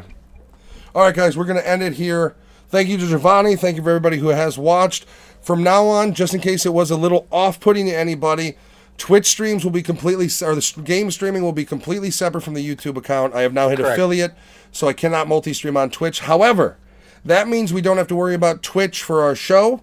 Any live episode will go live on YouTube and Facebook exclusively. The two, frankly, I haven't built up the Twitch for the show at all because fuck them. We got our own site for that. So we'll be exclusive on YouTube from now on. and Facebook for the streams, for the live streams. Episodes will be exclusive to YouTube as they've been, and Spotify. I have to apply to get Matt and Alex versus the Interwebs to Spotify. But that I do implore you watch it on the YouTube if you're going to watch it. I do. Yeah, I do prefer YouTube versus anything else. Fuck YouTube or Facebook, but YouTube I prefer. Well, I mean, here's the thing: is I put on the Facebook because I know it's easier for some people. Correct. Now, if it were up to me 100%, we would just be going on YouTube because that's basically the exclusive source for the content. But Facebook, if that's where we have the event. So there's always a chance somebody's gonna be like, well, if it's a Facebook event, why do I gotta fucking go to YouTube? And frankly, to those people, I say fuck off because you gotta have some sort of brain function to listen to what we're talking about. If you are a friend, fucking use YouTube. Just we post it on Facebook just to get it out there. Just use YouTube, please. I won't be streaming Monday because I have to do something with my mother-in-law. But Tuesday, I'm gonna be coming back strong. Alex and I will be playing Warzone. I hate Warzone. He fucking hates Warzone so much, and I've got an itch to play I'll be there. I'll be there. I think Tuesday night we're also going to record episode 2. By the way, hopefully, or we might do bi-weekly. We don't know. We don't know yet. I'm okay with weekly, but now that I know that we don't have the copyright issues, a lot of my content is going to be YouTube videos because that's more than looking at like articles. I watch a lot of fucking YouTube. So check the new show out, Giovanni. You got to check it out. That'll yeah. Alex is going for the weird. I'm over here like Chauvin got charged on everything. Like it was a weird balance of fucking articles. I'll tell you that much. But this is where we end it, everybody. Thank you for watching. Check out the VOD if you missed any of it. We've gone through pretty good history of Mortal Kombat. Check us out here. Monday you'll have 3 new fucking things to watch. You'll have last week's episode, this one edited, as well as The Night Comes For Us one-off. Which watch the movies before you watch the review. Definitely check out the movie, yes. And you've got 30 days, or you've got another, 29 days? For this 29 days left to watch it for free? 26 days. I do ask you if you enjoy it, just like Godzilla and Kong, just like anything else where you get it for anything HBO's throwing out, you have to support if you like it. If you don't, they're going to kill it. So buy the shit you like, just like everything else. Fuck the big movie theater. Yeah, we are kind of anti-movie theater on this show, but it's not. Yeah. It's not without reason. For one thing, movie theaters, they're not comfortable. They haven't been comfortable. I mean, you can put a recliner seat in there. I still got to ruin the movie and get up to piss. Like that's what the pandemic has shown people. So the sound quality and the TV quality or video quality is just. Yeah. Well, if you don't spend $22 for the ultimate ticket minimum for the HD, all of that, you get piss poor movie theater. Like if you go to a Sunday morning matinee, which by the way is no longer cheap because they're back to full price for everything because of COVID. They used to be $5 or whatever or $6. You got shoved into a theater that my surround sound system at home sounded better. The screen was dimmer than my screen at home. That's the problem. So we're kind of anti-theater here, but frankly, they fucked themselves. I didn't tell them to overcharge people and make things less comfortable. I didn't tell them to allow every piece of shit in to ruin my fucking movie. I didn't tell them to allow people with families to buy fucking tickets to rated R movies. You did. Not my problem. I want more VOD. I want more companies to take first run movies. Like that new Guy Ritchie movie, Wrath of Man. That's hitting theaters. I can't wait until month number 1.5 it's out so I could see it on fucking VOD. And then they complain, oh, wait a minute. I didn't know that was a rated R movie for my kid. I'm sorry, but they don't even, but the problem is with people in theaters that, like, if you bring your baby to a rated R movie and they cry, at the minimum, you should be like, I'm sorry, and leave the fucking screening for that time until the baby shuts the fuck up. But people who bring their children because they're stupid and arrogant. And they go, oh, fuck you, I had the kid, you gotta deal with him. You wanna see how I deal with your little pumpkin over there? I'll throw him against the fucking screen, I don't care. Shut him up! I paid $28 for this plus a soda, you son of a bitch. Disclaimer, he really doesn't do that. You don't know that. Disclaimer, he does. You've never been a baby in a movie theater with me. Being in the theater with Matt and he's like, hold on, I'm going to use the washroom. And you just see a child flying. Like, comes back real quick. What did I miss? Like, I'm over here, like, I'm bringing NyQuil. Like, here, just give him a sip. Shut him the fuck up. This is the middle of the movie. Come on. Like, I'm reasonable, but if it's a rated R movie, don't bring your fucking kid into it. Like, if you have a child that's too young and you can't control the crying, You've made the decision to procreate, you'll lose out on certain things for a while. Sorry, it is what it is. I don't fucking enter marathons if I've got gout. It is what it is. Your spawn shouldn't affect my fucking movie going. You could still enter the marathon. You're just not gonna win. Who the fuck would enter a marathon with gout? I've never had I said gout, you could but it's still supposed to enter. be You're pretty just painful. not gonna win. I would. I'd win with gout. I don't care. I don't have a chance of winning a marathon in general. Why? Do it. Well, no stipulation would change that unless you could instantly drop 190 pounds from my fat ass. That's the only way I'd win. And even then, it'd be like, I don't like running. Who wants to run? Like, you know why people ran back in the days? Because they were being killed. That's why they ran away. Now they jog on Lakeshore Drive. All right. Oh God. We're supposed to take a drive down to Lakeshore Drive at some point because we haven't been downtown in a while. And in my opinion, I'm on it's just sorry. like, why? And don't worry about it, man. Why? Like It's the same. I've seen it my entire life. It looks the same. Yeah, except more homeless. Unless you're actually gonna go down there, don't fucking do it. I'm okay with taking, like, my concept is you take an early Sunday morning drive. You okay there? You get down there, you enjoy the sights for a moment, and then you go back fucking home. Return to base.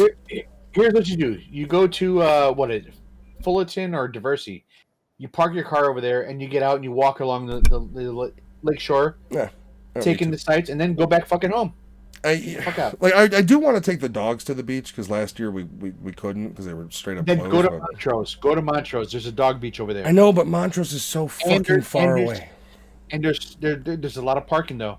I know that's where we And used you to don't take have them was you don't Montrose have to Beach. pay you don't have to pay for it. I know that's where we used to take them. Then we moved out here, and it's like I get stabbed at this beach. Fucking. I go to Montrose Beach with my kids and my wife, and we don't even have dogs.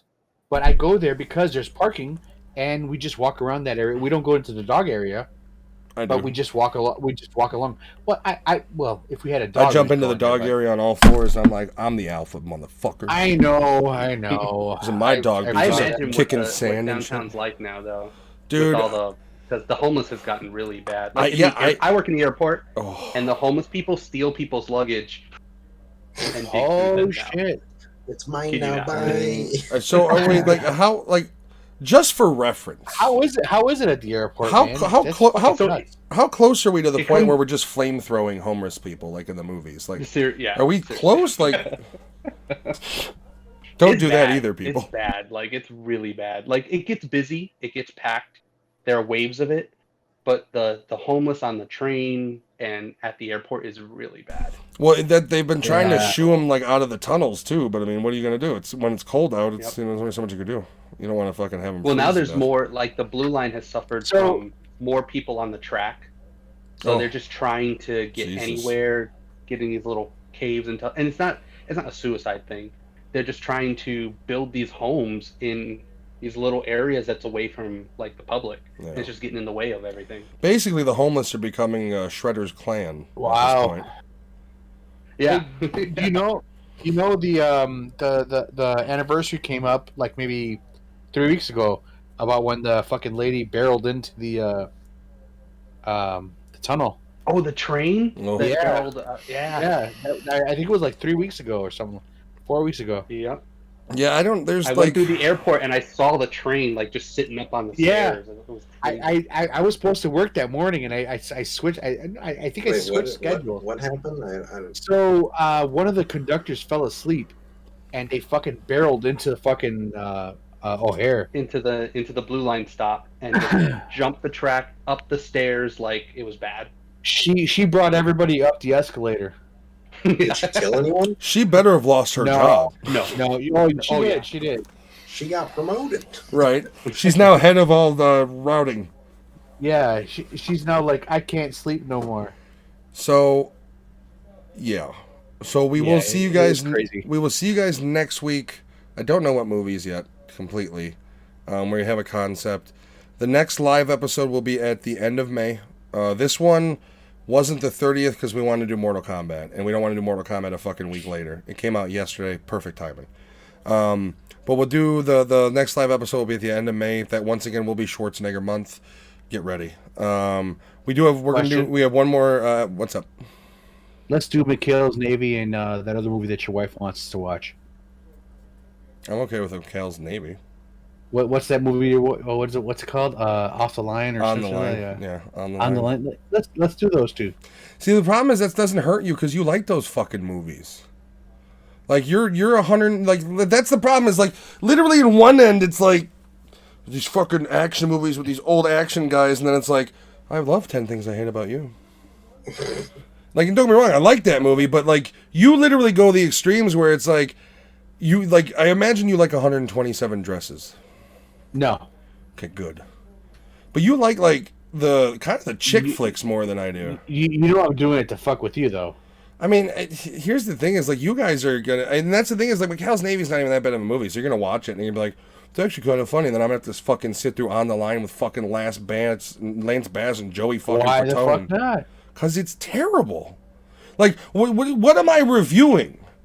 It's literally two members of a boy band in a failed romantic comedy. Like, do I really have to review the piece of shit? I guarantee you, I could not watch the movie. In fact, if we review that movie, if we review it, I will make a prediction of everything that happens in the fucking movie before I watch it, and I will read it after we do the review, and we'll see how close I come. Okay. Guarantee you, within a fucking sliver. She's all that is more my speed. What's that? All right. She's all that is more my speed. It's not bad. I like. See, I don't mind the teen movies, but like, Really?